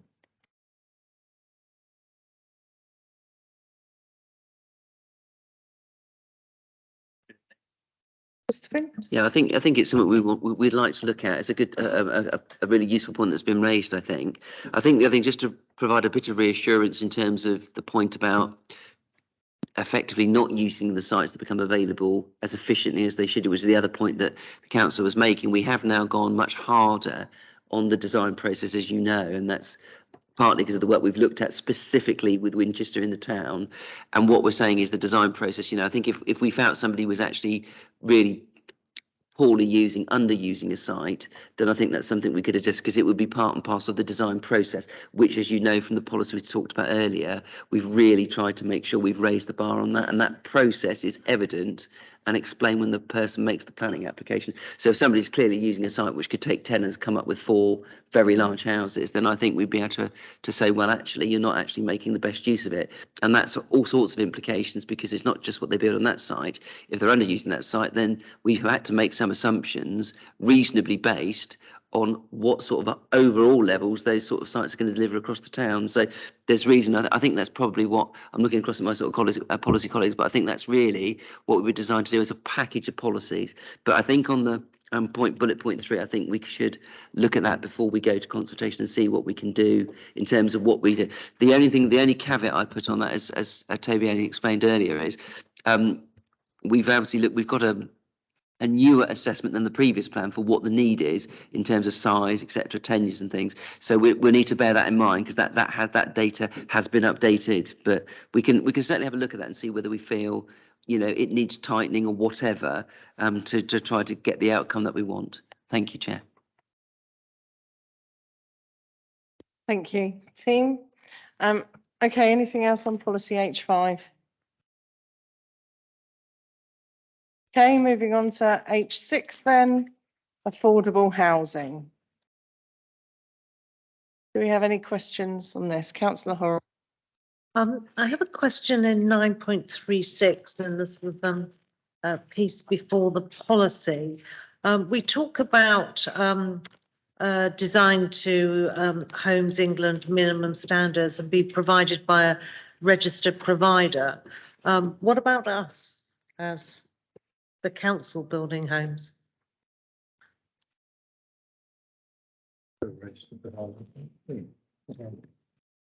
I believe we're a registered provider, so I think we'd come under that definition. Stand corrected. Well, I think technically yes, but people see in the average bare world, people see RPs as different from the council in terms of their building and their care of tenants and communities and homes. So I just don't, to me, it would be stronger if you actually called us out as a house builder. Technically correct, but actually people see us differently from a Vivid or a A2 or whatever.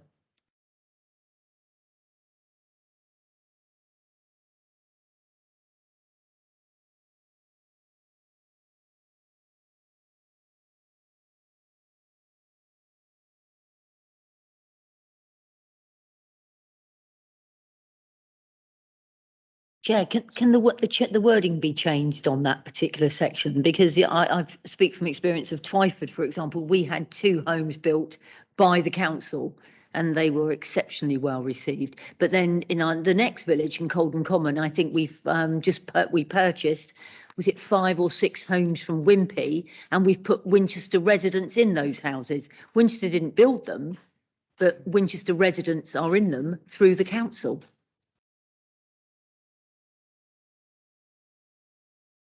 So what rewording would you suggest, Councillor Cook? Mr. Finch? Yeah, I think that there's the 2 issues. I'll come back to the point that Councillor Cook's just raised, but I think registered provider, if we are a registered provider, and we can obviously just double check that, yes, then you could say including the council for clarity, which picks up the point that you're making. Chairman, if I could make a suggestion, I think what we're looking for within that sentence is at least the Homes England minimum standards be provided by the council or another registered provider that has local management arrangements, and I think that would cover it. But I agree with Councillor Horrell that it's useful to actually specifically mention the council as a provider of homes.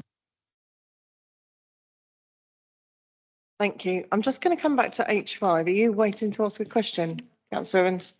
Yeah, we were on that. I'm just skipping back. Apologies. H5, I didn't talk about custom self-build. The custom build and self-build are very different. And there seems to be no clear distinction here. Self-build would be far more affordable for individuals than custom build ever would be. I have genuine concerns that 6% of service dwelling plots need to be sold for self-builders. Now, looking at that, and I raised this in the comments on the previous consultation we had, what's to stop them charging above market rate? Which completely prices self-builders out the market? What's to stop them shoving? So, for example, on my development, the ones they'd sell for that would be the ones around the waste recycle centre that are less likely to make them as much money anyway. How are we approaching this to ensure that this is an effective policy and that we can achieve our self-build? Because self-build and custom build are not the same thing and should certainly not be treated in the same context under affordable housing or meeting housing needs. Mr. Yes, thank you. The section on this in policy H5 does talk about it being marketed for sale to self-builders for a period of 12 months per plot. And it says that if they're not sold after 12 months of marketing at or below market value can be made available. I think it's fair to say that actually there should be maybe a little more description of what that actually means, and it's Because something along market value, but it based on a developer who would sell the house for 500,000.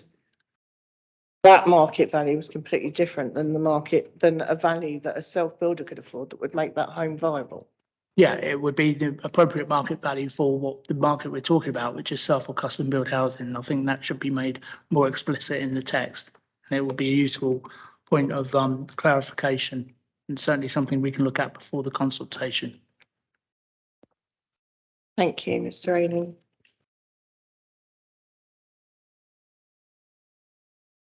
Okay, H6, Councillor Evans. Thank you. I suppose the last two paragraphs of H6 are new because we've always had the viability assessment. There are always loopholes in these policies, and I've known of developments, especially Winchester, which they sell off plan, not even in their own premises, and then they're all sold. How do we know then that they've asked for the right price? Because this particular, I don't want to name the developer, but this particular developer said, well, he couldn't afford even off-site contribution. Surely you can always give something to affordable housing. I can't really believe that you can't give an off-site provision, even though it is preferable to have it on-site. So how do we deal with, could we nominate two viability assessments? But I can see that long paragraph at the end perhaps covers that. But there are still applications coming in where they say they can't afford it. And I find that difficult to believe. I'm only asking for a review of that with that in mind. Is there any way we can tighten it up? Mr. Ailing? In the first instance, with this new... Sorry, Toby, I just switched you off. Forgive me. Councillor Evans was still... With this new emphasis on plan first viability and the expectation that if you're in accordance with the plan, then it is viable. If not, you have to demonstrate why you're even in that in that discussion in that area. Because of that, I think with an up-to-date plan that is backed up by a full viability cost that lists everything, then we are will be in a much stronger position with regards to even entering into the viability discussions. That's really our bit, what we can do with the plan. There are other discussions when we move into the DM world about what, how we move into what advisors are used, how they approach it. And this policy goes as far as it can in setting out how that is done. So it's someone that's acceptable to the council. It's funded though by the developer. And I think that's where we are now. We've put it in the policy to make that clear. Any particular experience of consultants or whatever with schemes and run forward, then that's within our gift, obviously, to consider who's the appropriate person to carry out that process, overseen by us, but undertaken on behalf of the developer. If I may come back, Chair, it's just that if you can sell a whole group of houses off plan, probably you could have charged more and made a contribution to affordable housing. So how do we know that the initial pricing is correct? Mr. Finch? Yeah, thank you. I think this policy is fundamentally different, and what it would do is, as Toby Ellings explained, it sets requirements. It doesn't set a target, it sets requirements. So that final paragraph, or penultimate paragraph, I should say, councillor, is only therefore if I give you an example, if you were developing a site, let's say, that was heavily contaminated because of a previous use, and that was unusual and exceptional and could obviously affect the viability genuinely, you'd still have to demonstrate to us at the planning application stage, and we could review that to make sure that if you're not hitting those requirements in the left-hand columns, that you could go below that, and that would be by exception. Whereas at the moment, as you describe, what tends to go on is you have a target of 40%, but in a number of instances, which you're very familiar, you could quote them, they will horse trade effectively at the planning application stage and say, well, I can't do the target of 40, I can't even do 25, whatever it is. So basically, this is shifting the emphasis from the planning application stage, in most cases, to the policy stage. And you're going to have to hit those requirements. If you don't, and you can't, you're going to have to demonstrate why it's an exception to those requirements in the left-hand column. Thank you, Chair. Chair, could I just ask a further question?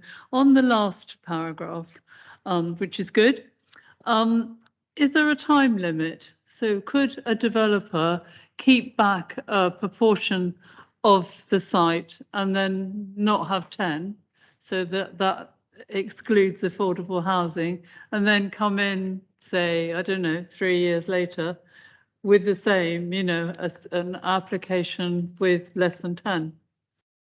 So is there a time limit on that? Give me, yes. The policy doesn't specify a time limit or the supporting text. I think it's going to be important to be a judgment call if and when those situations arise. That's certainly the case in other working models we've seen in this policy, that it's a matter for judgment on that particular occasion, and that a difference of 2 years or 3 years is not necessarily sufficiently compelling on itself. Okay, thank you. Councillor Horrell. So Chair, just to be clear, the percentages that are on the left-hand column for the various levels, depending on the type of site, these have all been verified by the viability work that we've done. So where we're talking about 30% for previously developed sites, that's the number that we think will meet the target. So if we said to you, actually, we want it to be 35, you've got the evidence to say that isn't viable. That's why it's 30. Because obviously giving much lower percentages in increments of 5, maybe we want to be at 37 or 38, not at 35. So are we saying all of these are supported by that viability test we've done, and that no one can wriggle out of these at the planning application stage? That's correct. We've done we've appointed Dixon Cell Partnership, are a very well established consultancy firm. They only do local authority work to undertake the local plan viability work. We've got a briefing note on the website already, and there will be a draft kind of report available. And the good thing is we've appointed them right at the beginning of the part of the plan making process, which according to them is quite unusual because we wanted it embedded in the local plan about the viability of the requirements that we've got. So hence it is backed up by robust data. And Chair, if I may, I'm in Councillor Evans' worry camp of those who manoeuvre the site size and come up with 8 or 9 properties so they don't have to necessarily meet this. Although we, we comment on that here about subdividing sites so that they can manage the numbers. Is there anything else that we can do to make that even more explicit, or are we saying as much as we possibly can?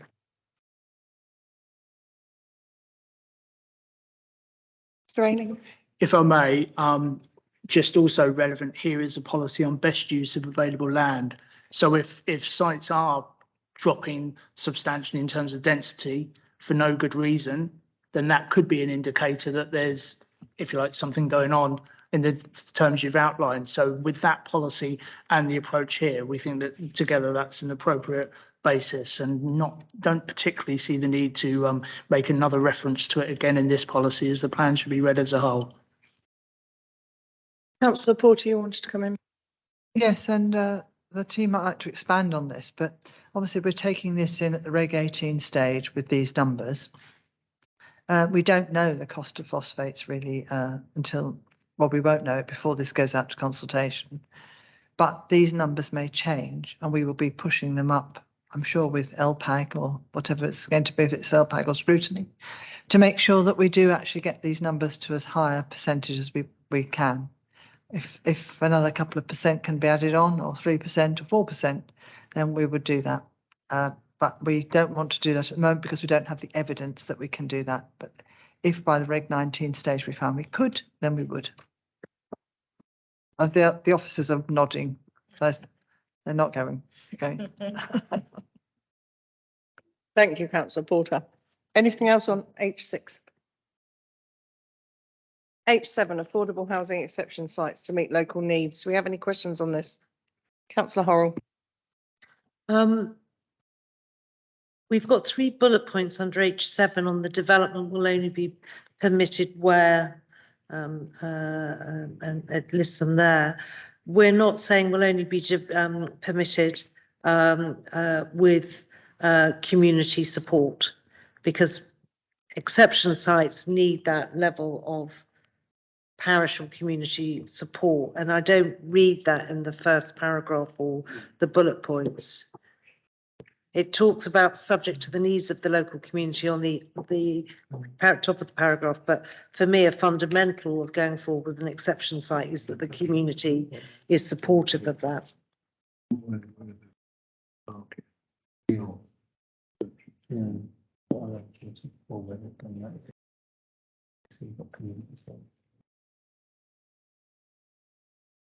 Chairman, the last paragraph does say it should demonstrate the proposal is community-led and has community support, and that alternate forms were, etc.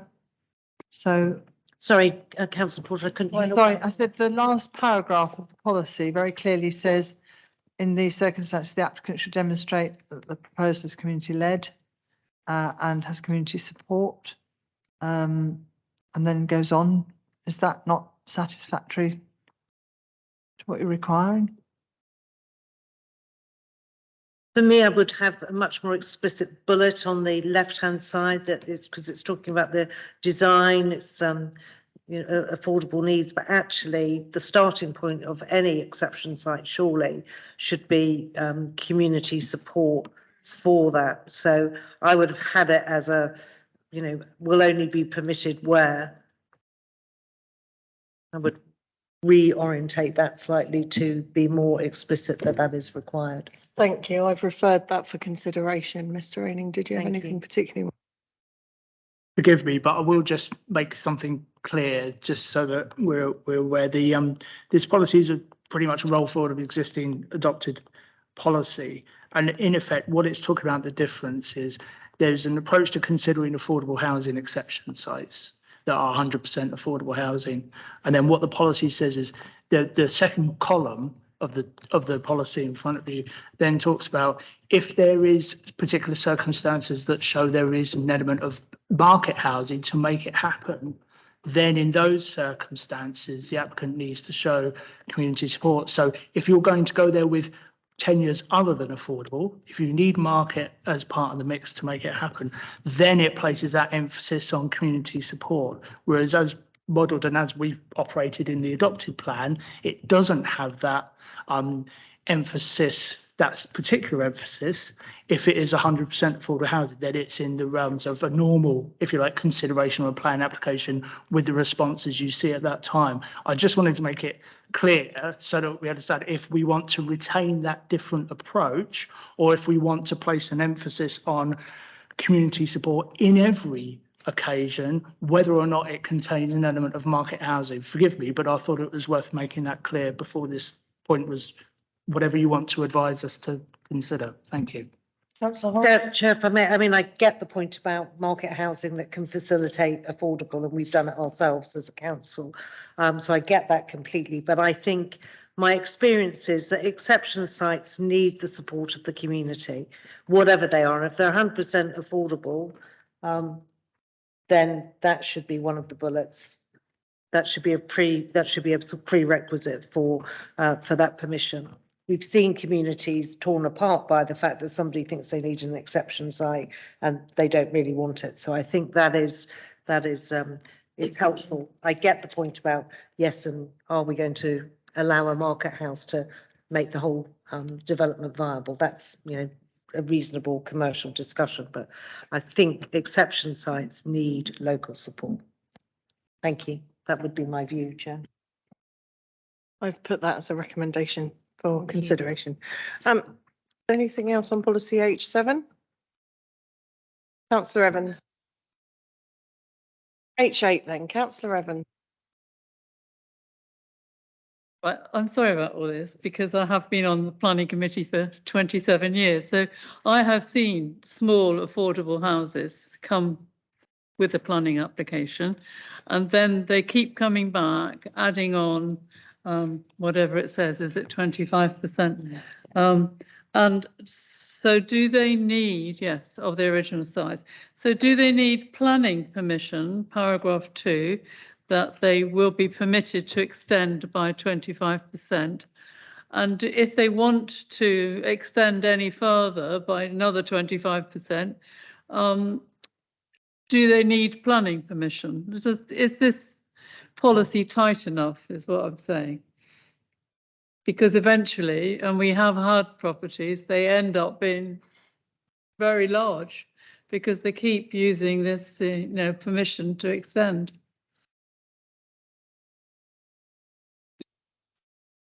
Who would like to come back on this one? Mr. Fox? Mr. Aining? Forgive me, yes, I think if we're talking about, forgive me, if we're talking about permitted development rights, then obviously we can't do, if we're talking about permitted development rights, then we can't do anything about that. But where extensions need permission, then they will be calculated as per the original volume. This test will be applied to the original volume of the house or any, with the inclusion of any additions made after the date of April 2017. The reason for that date is that's when this policy was first included. So in as far as those permit developments, in as far as any subsequent development extension needs permission, then it can be caught in that way. But we can't do anything about permitted development rights in the first instance. Can I just clarify my thinking? 50% is permitted development rights, isn't it? A 50% downstairs floor space. Chair, if it helps, permitted development rights set out, you can, there's a range of criteria, but one of them is you can extend by up to 70 cubic metres, but there are other criteria as well, so I wouldn't get too hung up on that. I think what I would say to Councillor Evans and yours, I think hopefully my development management team fed into this, and I think this is much more robust in terms of a policy. It sets a benchmark for when we're saying the 120 square metres should be measured from, and we don't have that in the current policy. And also we can consider restricting future permitted development rights. So if we've allowed a new dwelling or if we've allowed a home to be extended already, we can remove a further right. And that's what the policy obviously will be examined on. And we think that is a bit more robust than we have at the moment, where people perhaps incrementally start off with a permitted development extension that takes them over the 120, and then they come in for another period of growth. So I think we've looked at this with other authorities as well, and I think this will be more robust. I think I could go back to the permitted development criteria. You know, if someone can extend, that's tricky, but this does say it's the April 2017 or as originally constructed. And I think that does really help in terms of limiting sort of that incremental growth. Thank you for that clarification. Any further questions on H8? No, then we'll move on to H9. Purpose-built student accommodation. Mr. Opachik, this one will be for you if we have any questions. Oh, no questions. Coming on to policy H10, housing multiple occupation. I'm aware we have a particular issue with that in Winchester. Do we have any questions on this? Councillor Edwards. Just a clarification in 964 that the Chalk Ridge HMO has been established and is operating. Is that a technical point that you could email across to them? Thank you. Any further questions on policy H10 or comments? Councillor Evans. It's difficult to word this, but if you're talking about a student accommodation, these are young people who are vulnerable and away from their homes. Would it be possible to stress that the local authority would need contact details, or they should be displayed, of somebody who could come in and help? I know we've not all HMOs are for young people, but some of them are, and sometimes there are problems, and it's a difficult subject, isn't it? Because you don't want to say all young people cause problems, because of course they don't. But there are cases where there needs to be an overriding contact person or organisation. Or is that not suitable for a policy? That wouldn't be planning, Councillor Evans, is my understanding. That's what I'm hearing. Mrs. Bennett? Chairman, thanks. I think when we're looking at bespoke purpose-built student accommodation, particularly student accommodation, there will sometimes be a warden's flat or someone that would do that sort of nurturing side. But that normally it's not enshrined in policy because we deal with land uses. But that normally comes from the provider because they recognise those things. It's much harder when you've got homes that are being converted into HMOs to talk about how those properties might be managed and the mix of people that may live in them. So I think it'd be difficult in this policy to add that in, but I think it's something we're always mindful of when we're talking to people that want to convert properties to HMOs, and then landlords and how they might let those out. Councillor Porter? On the licensed properties, we do actually carry out with the community safety team a series of meetups with people living in those HMOs. I've taken part in them myself. I'm sure Councillor Horrell has in the past as well. And so if you've got a particular area where you think this is relevant, I think it would be worth doing, because traditionally we've only done it for students, but it's not a planning issue, but it's a personal well-being issue that you're discussing there, I think, and community safety issue.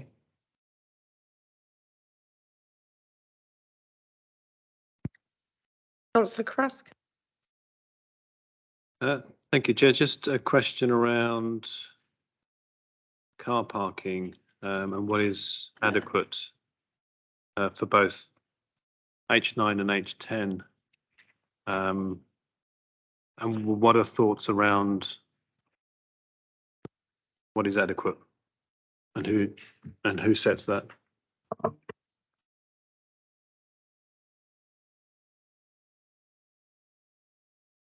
Is that you, Mr. Opachik?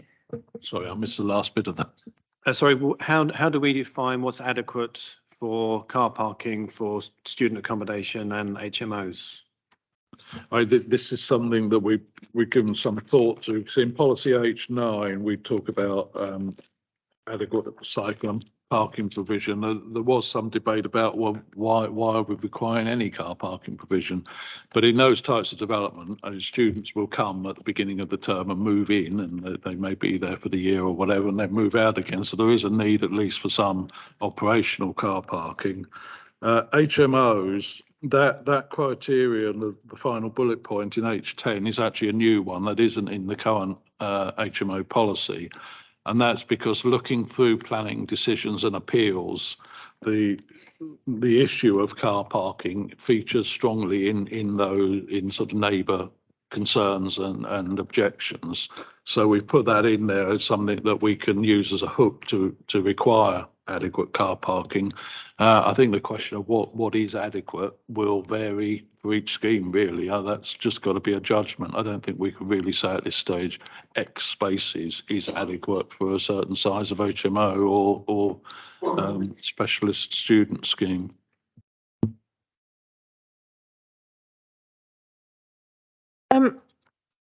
If I might ask, I think everybody knows that I've been quite anti-Article 4s in a way of managing HMOs around Winchester University because I feel it just pushes the problem further and further out each time.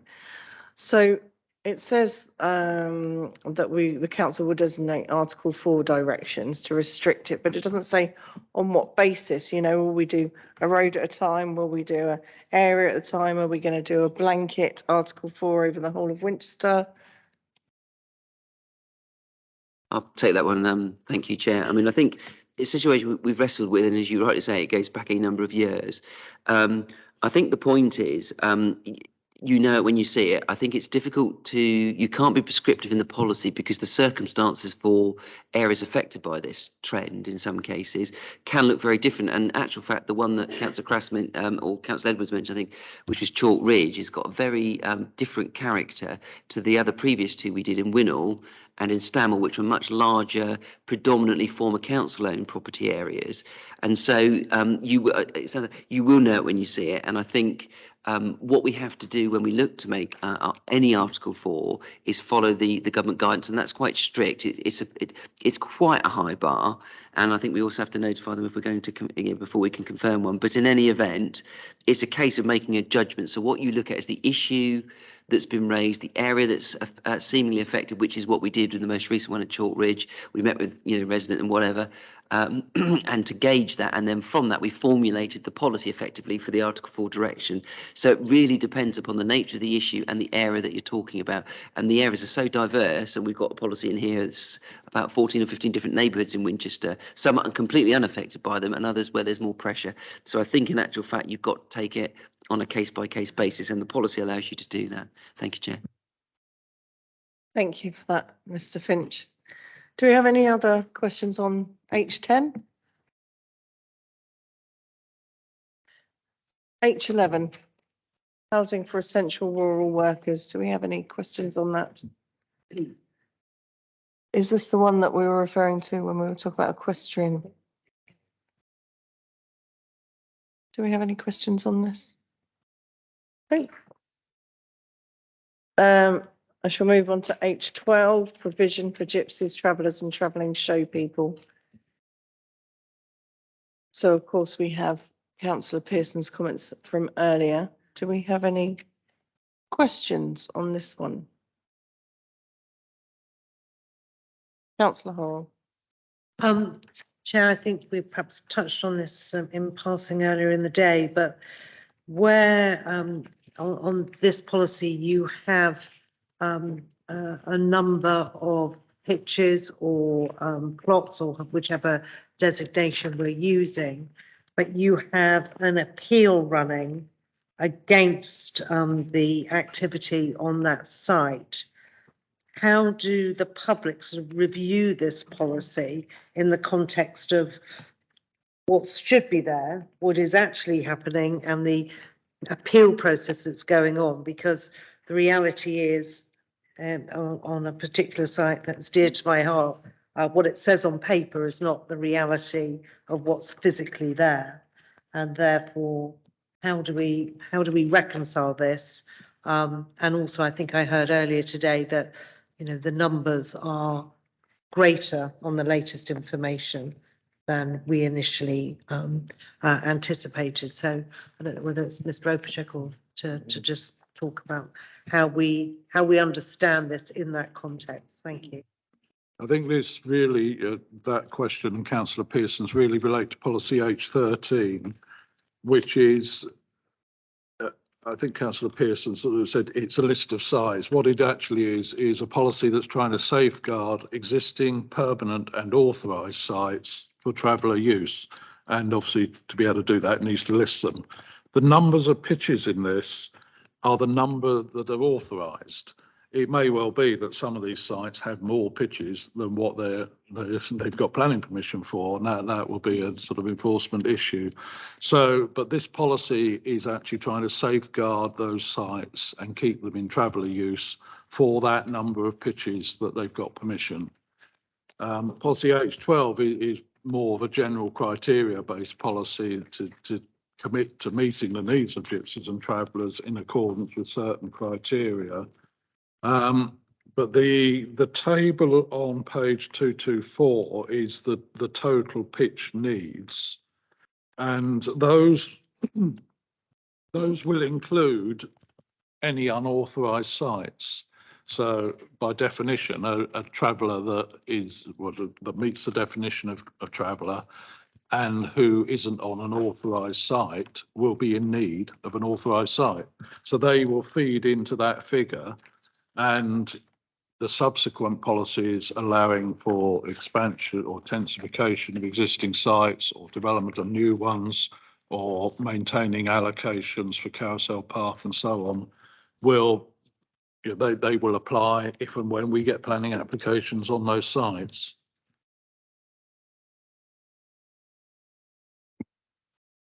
Oh, did you want to come back on that? Then I just think one word might help, because the number of pitches is the authorised pitch, as it were, in the current application, in the current planning permission, which is what you're saying. So on your table on page 228, it's the authorised pitch.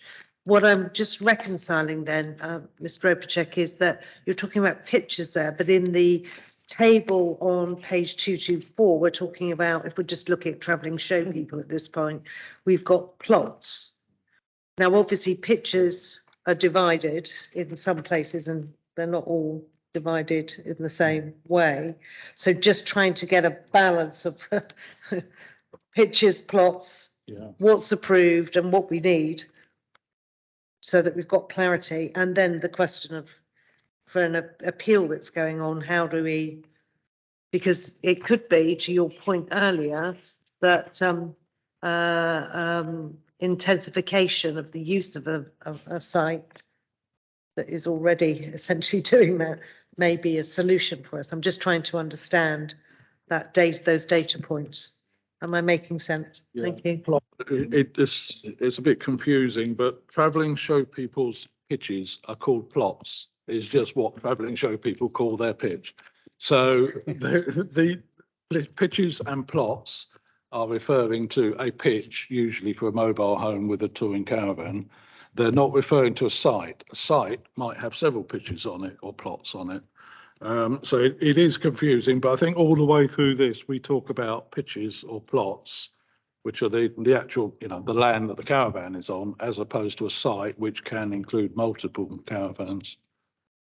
Could I then, sorry, could I just ask then, so on 224, we talk about plots, we've got 27 needed. Yeah. If you add up the number of pitches, could we say they're plots rather than pitches? We've got 19 confirmed, but we need 27. Is that correct?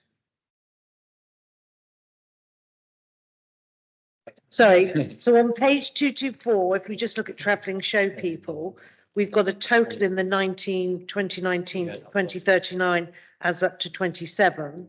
If a plot is a pitch on the table on page 228, if we add up all our pitches or plots, we've got 19.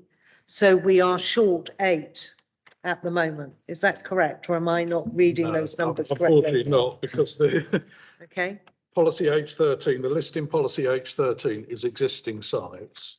yeah, The table on page 224 is the extra ones that we need over and above what's existing. these are the incremental. These are the need These are the need. Okay. for the 4-year period. Could I just ask them for a little bit more explanation around plots, pitches, need, actual, because I hadn't clocked that the table on 28 was all of the authorised pitches, plots for travelling show people in the district. So we've got 19 and we need an incremental 27.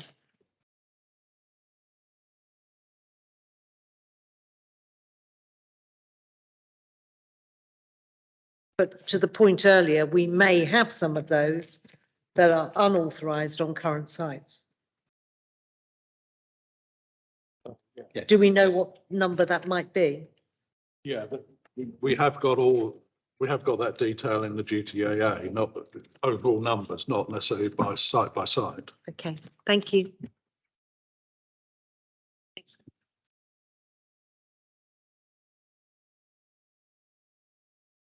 Mr. Finch. Yeah, thank you. I just want to make sure that we've got because we've obviously had to update these numbers a couple of times. I think, am I right in thinking, Mr. Overshed, that I think the total, when we factor in the national park, that figure should be 110, 110, not 107?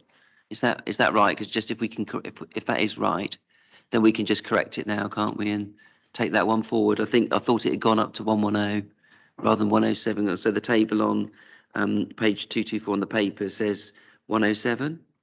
And is it 110 if we factor in the national park? Chairman, yes, this table is just the Winchester, part of Winchester excluding the national park. But the national park will have to deal with their element in their local plan. So I think probably the best thing is keep the numbers just for our local plan, but make clear that they don't include the national park element. Thanks. And perhaps while we're on the tables, just on the table on page 226, we hadn't received the study that informed those figures, and we made an estimate of them, which we got pretty close, but I just need to correct the 5 at the top of the right hand column should be 0 and the 12 at the bottom should be 17. So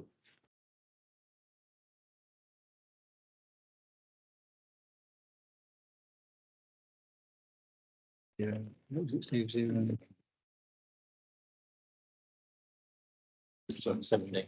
Sorry, what's the action I'm writing down on this one that you're going to 226, take? this table needs amending. H4 needs amending. I'm just correcting the figures to match the study that we've now got.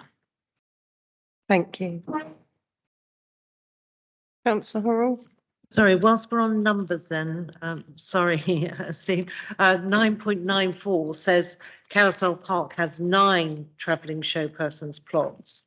But you're saying in the table on 228, we've got 5 approved plots.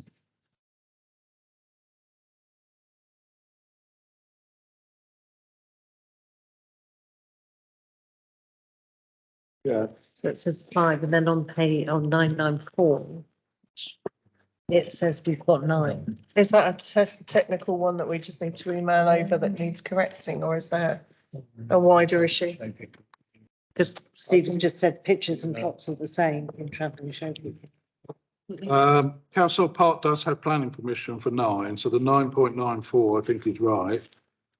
So this isn't right. Well, I think what it's saying is that 5 of them are occupied by travelling show people, The 9. which is why there's a 5 in policy H13, and basically the rest are unauthorised.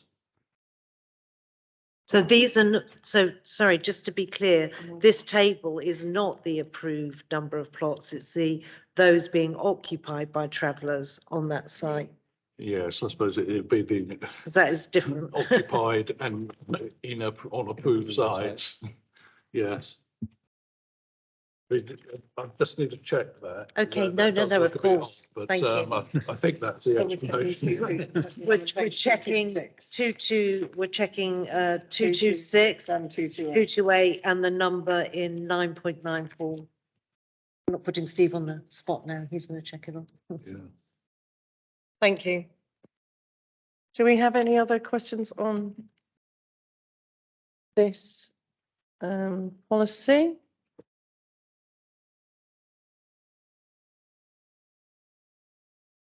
So we were on Councillor Porter. I think the word authorised is missing out of this H13 somehow, because the point is that we've made the point in the narrative that it will be the authorised sites that will be safeguarded. But this just basically says safeguarding traveller sites, but it doesn't ever say they're authorised. And so people will take these numbers as being the number of plots on those sites, whereas actually it's the number of sites we believe are authorised sites on those, at those, or authorised plots and pitches on those sites. So it does need the word in there. I've made a note, Councillor Porter, that used the word authorised where it really should be. Yeah, I think so. As an action. I'm not sure that's entirely clear. But I do think that in view of the variation of some of the numbers that have been said here, that we need to do a piece of work on this urgently, and we need to have a pre-meet so that we're confident from experience that these numbers are right, because we all live with them. This is so important. It has to be right. Okay, thank you. Okay, so we sort of gone from H12 and moved into H13 as well. Does anybody have any additional questions on those two? Councillor Horrell? Sorry, I focused obviously on Carousel Park because I know some of that, but obviously Councillor Pearson was raising some of the other sites. So to Councillor Porter's point, I think we do need to just QA all the data. Yeah, that's already there as an action. Policy H14, traveller site intensification. Do we have any questions on that? Councillor Horrell? Chair, I think this is going to absolutely scare people completely, that the intensification of a site, which may already, by virtue of just its organic growth, be intensified, but to almost legitimise that, to say that it could become of greater density. Do we feel that the way forward here is to, rather than look for new, when you had a call for sites, you were not inundated with new sites. So the way to deal with the numbers, which are obviously in need, is to intensify the sites that we have. Is that the sort of strategic route here? Because that is quite a significant message to pass to those who may formally qualify in this H14 policy. Councillor Porter? At the moment, we have no sites coming forward. We have got some sites that have got that are legal. And so you will know from our experience that actually many families find a space on their own plot for the rest of their family. But what we're anxious to make sure is the families that have been identified as travelling show people or travellers are the people occupying those sites. That is the difficult thing to get over. But this is about the legal sites, the authorised sites being allowed to intensify, not the illegal, currently subject of enforcement sites. I agree we're going to have a tough time, but this has got to go through at the same time as the local plan. It can't be sitting there and be done later. That just cannot happen. And there are no other sites available. So we have to put this out there and see where we go. Councillor Horrocks. Chair, I think then your offer, Councillor Porter, of sort of putting this through a sort of wash of those who perhaps have a very keen interest in some of these sites before it sort of goes out would be really helpful, because I think to get that message understood, because it will, as you say, it's going out with the main document, so we have to have that right for consultation, but also it's a highly sort of contentious area. So, but obviously an identified need for those individuals. So, trying to craft that effectively is really important. These are additional housing numbers to our normal housing numbers. This is not part of our housing number. So we have to find a way of accommodating this need.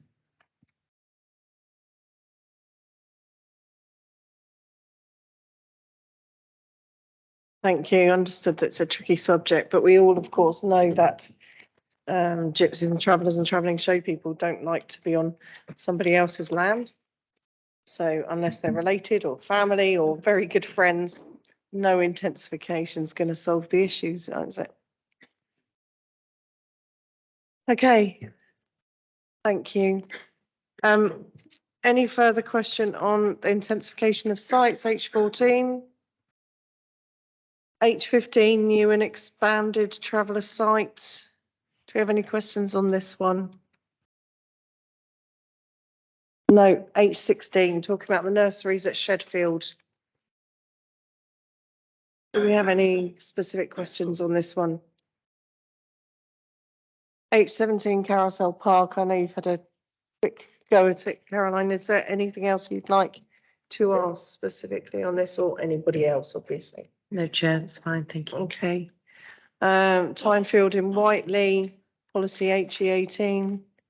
Any questions or comments on that? No. Thank you. We have finished that section. So in that section, the points I have is the hierarchy updates were not done as well as they could have been. Think about how we do these going forward and refresh them. Table H3, Hursley is not 485 and need to separate out Swanmore and Sutton Scotney. Look at the reducing number of homes on a site that requires smaller homes. That was the really valid point. I'm not sure if you understand the wording of that, but then we've got H5 explicitly state the self-build should be below market value and how that will work. H6 9.36 talking about us being a registered provider. H5, go back to H5, sorry, was separate out custom build and self-build because they're different. H6, how do we assess whether people really can't afford contribution to affordable housing? H7 was reference community support in the bullet points when talking about exception sites. H13, consistency of calling travelling show people either pictures or plots. Amend the table on page 226, 228 and 9.94. Use the word authorised where it should be used, and go through the whole thing again to ensure we've got the totals right and best possible options.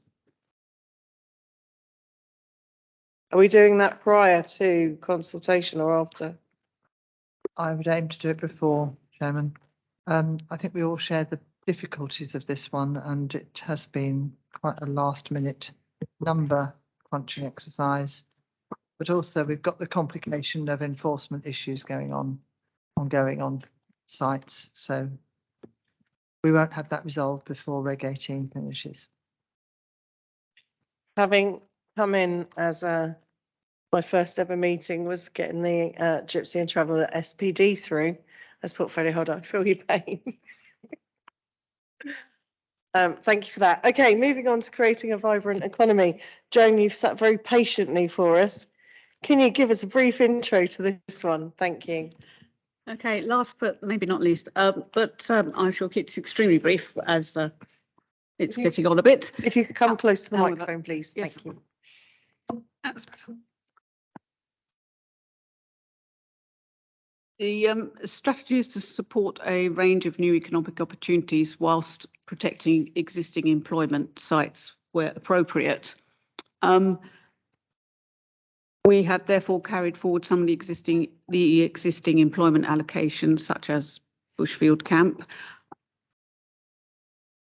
But there have been quite a few changes.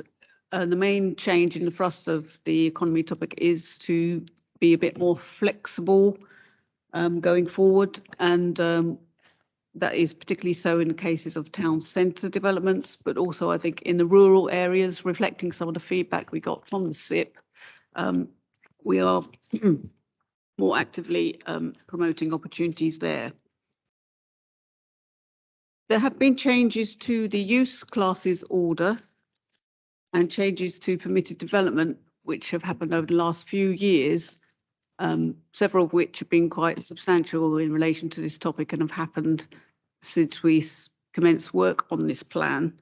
That's affected both the employment use classes in terms of the old business classes and new E classes, but particularly in relation to town centre uses and what appropriate uses there are there.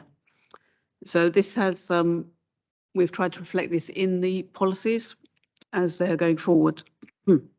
Other changes that have happened in town centres obviously are the changing role of retail, the effect of the pandemic, and changes of internet shopping. The use of town centres has become much more multifunctional, and we are trying to make this more clear in the plan. The other thing to say is that we had consultants to undertake the employment land review study and a retail, leisure and town centre uses study.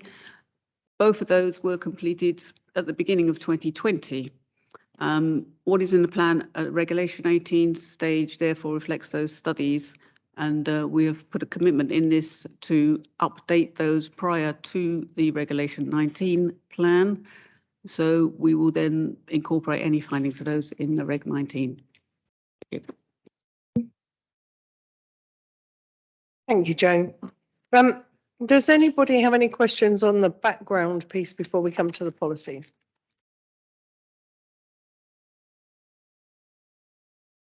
No? On 10.24, we talked about the current 20 hectares of land needs to be developed, and then we wouldn't need any more. How can we, as a council, through our policies, help to ensure that that happens? Is there anywhere where we're doing that?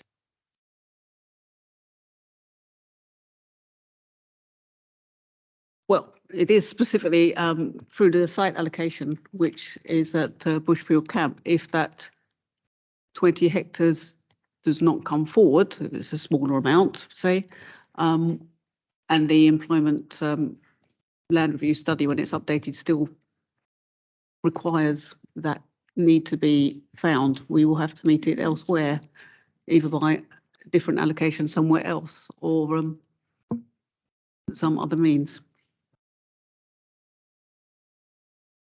Thank you.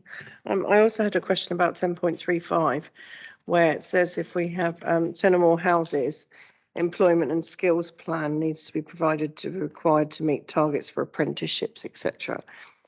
How would we enforce that, and with what penalty?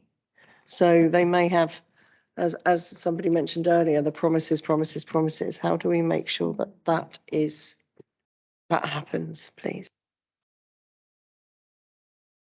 This has been a council policy for a number of years now, so perhaps Julie Pinnock has a bit more knowledge of how this works, and our economic development team are involved in the details of these, I believe, as well, so they could provide more details on that. Yeah, happy to give a flavour. I think we have a previous cabinet motion, don't we, that set out when we would look for an employment and skills plan. Obviously, we're moving that forward now.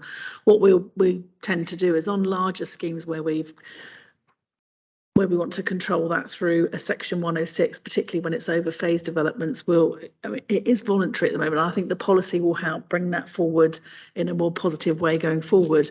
On smaller schemes, we seek to agree that by a condition, and then the information is submitted to us. And as Joan said, we work with our economic development team then to look at the nature of the company that's doing the development and how they might ensure they get that right mix of people and bring that skills plan up so as we get the right staff. But it does depend on the nature of the business, but it's been quite voluntary. But I think we've been quite successful on particularly on the larger developments and even on some smaller schemes, particularly some of the I think we had a voluntary one on one of the purpose-built student blocks. So hopefully that helps. Thank you, but there aren't specifically any penalties if they're not meeting their promises on those skills and apprenticeships and the. I think that's not our experience. Well, when we've added them and people have wanted to work with us on them, we've looked at what they can deliver and how they can do that. And actually our economic development team have been really proactive in working with those businesses to make sure that comes forward. Thank you. Any other questions on the background piece? Okay, coming on then to strategic policy E1. The vibrant economy. Does anybody have any questions on this?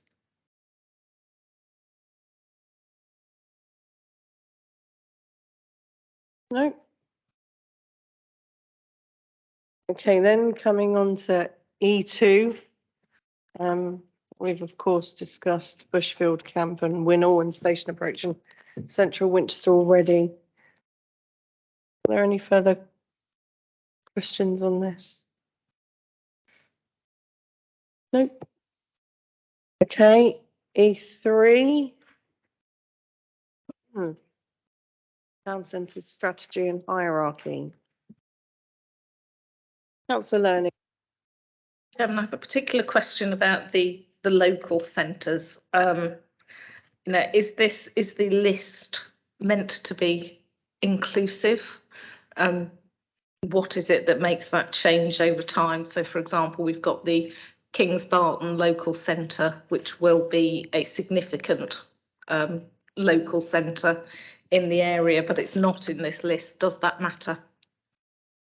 Newland's the same. Councillor Learning will be. It's developing its local centre on the MDA.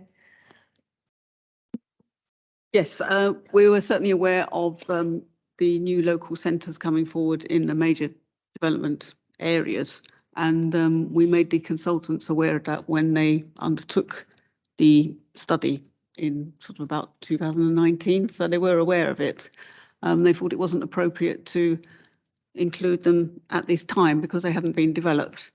Obviously, we'll be keeping the whole plan under review, but particularly in relation to retail, government guidance is that we undertake reviews quite regularly in 5 years' time, by which time they may have reached a more completed stage. So we will be reconsidering them at that point. Thank you. Any further questions on that piece? No. E4 then, retail and main town centre uses. Does anybody have any questions on this one?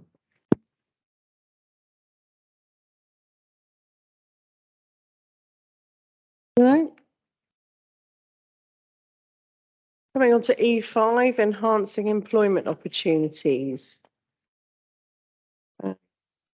Sort of discussed part of this earlier. Does anyone have any further questions on this?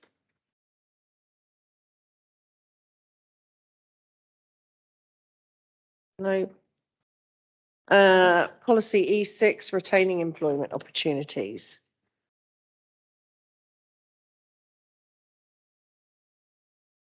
I have a question. We talked about Article 4s. I know that within Denmead, they asked for an Article 4 on the industrial units they had. 96 homes have now been converted on those because we refused them that Article 4. If we talk about retaining employment opportunities, And particularly as we're taking a more open, flexible approach to Article 4s with regard to HMOs, is that something we would now consider if we're looking at retaining employment opportunities more? I think, Chair, if I can add, the requirements regarding Article 4 directions have been tightened up significantly by the government, and to say they're not keen on Article 4 directions is an understatement. They've issued advice that it should be the lowest possible area possible for obviously an Article 4 direction, and obviously substantial justification for it. But they obviously are very, very keen on permitted development rights, and anything that undermines that kind of permissive policy is not thought of very highly by government. So, like I say, I think we use the Article 4 directions very sparingly in light of the government guidance, where basically it should be on the smallest area and adequate justification. I think that unfortunately the land that was there fits most of these criteria, and you go, they would have been perfect. Okay, thank you for that clarification. Policy E7, any questions about maintaining the vitality and viability of town centres?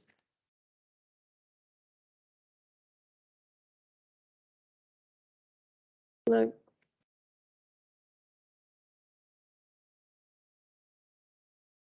Okay.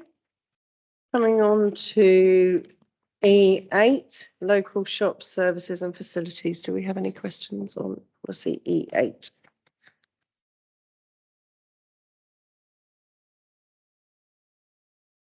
No. Yes, oh, sorry, councillor Horrell. Thank you, Chair. I don't see explicitly mentioned, and I may have missed it, the wrong end of the day, the support really for community-led facilities. We have shops and pubs and that have been mainstay in the COVID pandemic. So is there anything that we should mention support in that sense of a community-led investment in shops or services for a settlement? At Micheldever, we have the community pub, for example. So there are examples of facilities that wouldn't be there without that community involvement. So whether we should be noting and encouraging, I imagine we're supportive of that as a concept. Sorry? 15-minute neighbourhoods. Who wanted to come back on that one then, please? Joan, is that something you'd like to respond to? Yes, I think we're aware of that. If you're talking in support of new activities, then this policy would support them, whether they're community or privately led. I think I'm just looking through this now. It was in the supporting text, yes, where we talked about loss of facilities and services. We talk in the policy about that they should be offered and are no longer needed by the community, and it should be demonstrated as such. And in 10.133, it says that they have been occasionally taken over by the local community and should be offered to community purchase at an appropriate price in the first instance. I think is a good new criteria to put in. I do wonder if you're talking about whether we should have specific more positive proposals for bringing forward new community initiatives. Is that more what you're aiming at?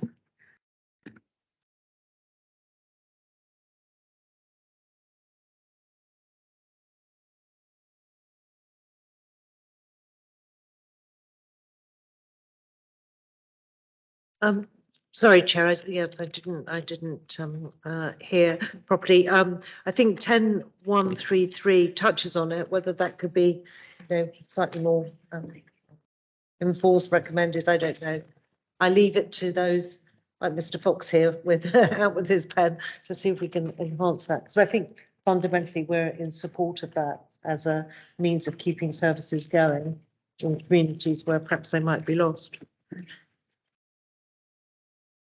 So what's the recommendation? I'll come to you both in a moment. What's the What, recommendation you're thinking? Upgrade 10.133, and maybe Mr. Fox and I were talking about Yeah. putting something into. I'm wondering, Chair, whether or not policy E8, you could, because basically I think it's community-led facilities and obviously whether or not it's I wouldn't call it private or something like that. It's, you know, private initiative. It's that kind of thing. I think it covers both. Is what Councillor Horrell was talking. Councillor Todd, you had your hand up first. I mean, this is very a thought-provoking discussion, and I think there is a discussion to be had about this sort of spectrum of centres, because even within the ones that were listed as in E3,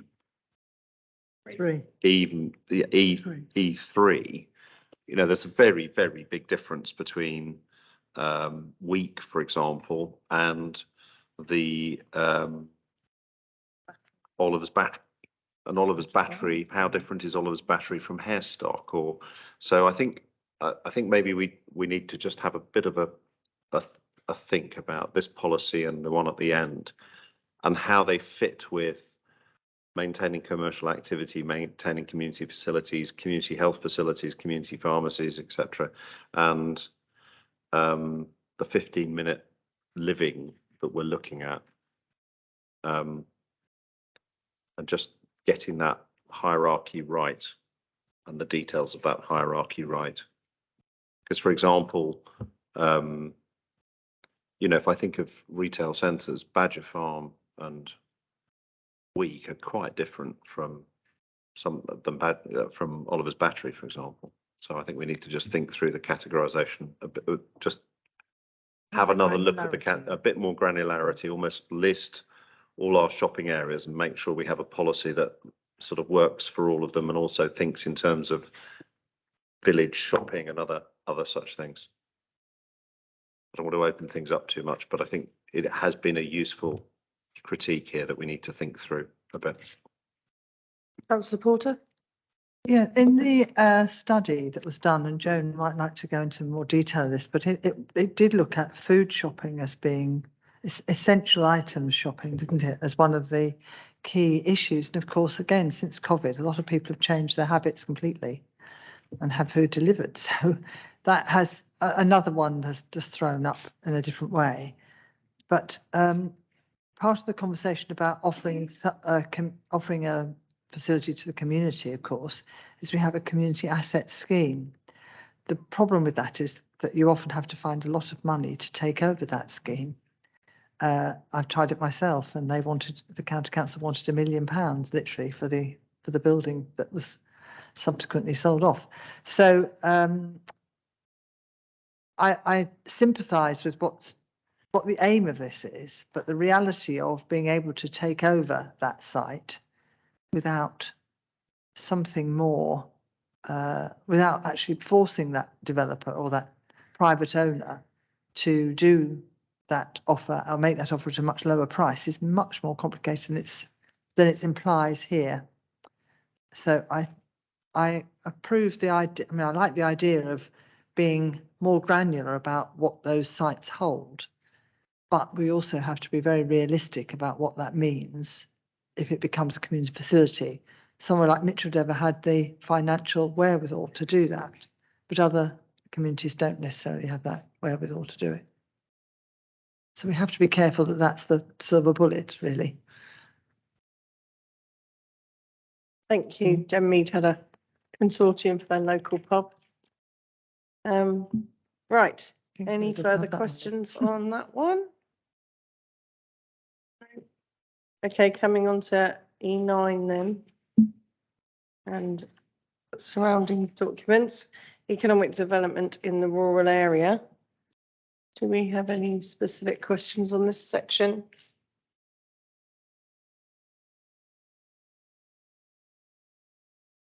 It sounds divine. Talk about farm diversification in the next one, policy E10. Do we have any questions on that? We covered it, of course, earlier a bit, talking about solar farms and the ratings of land, etc. Any questions on this, Nick? And coming to policy E11.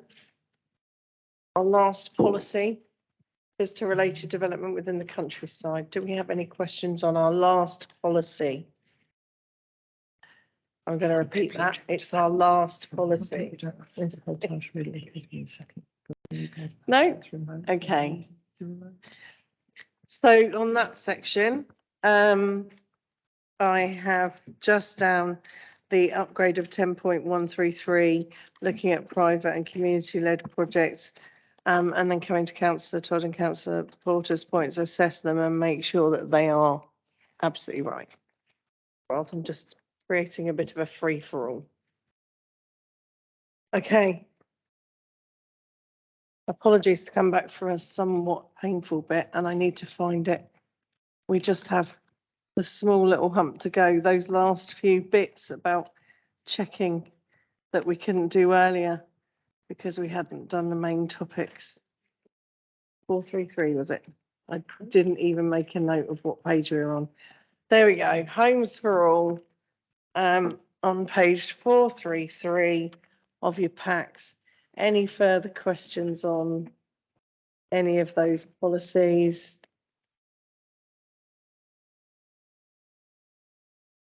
And creating a vibrant economy. Any further comments on those? No. Right. Councillor Horrell.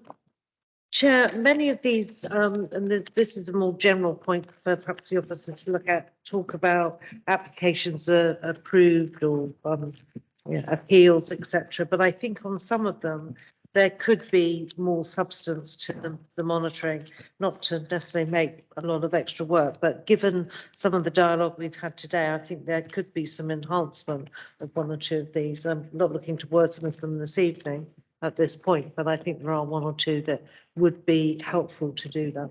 Agree. I think that's probably a feedback on the consultation piece, isn't it? Okay, thank you. So, does anybody have any debate? No? Could we have a badge saying, Yeah. I've survived?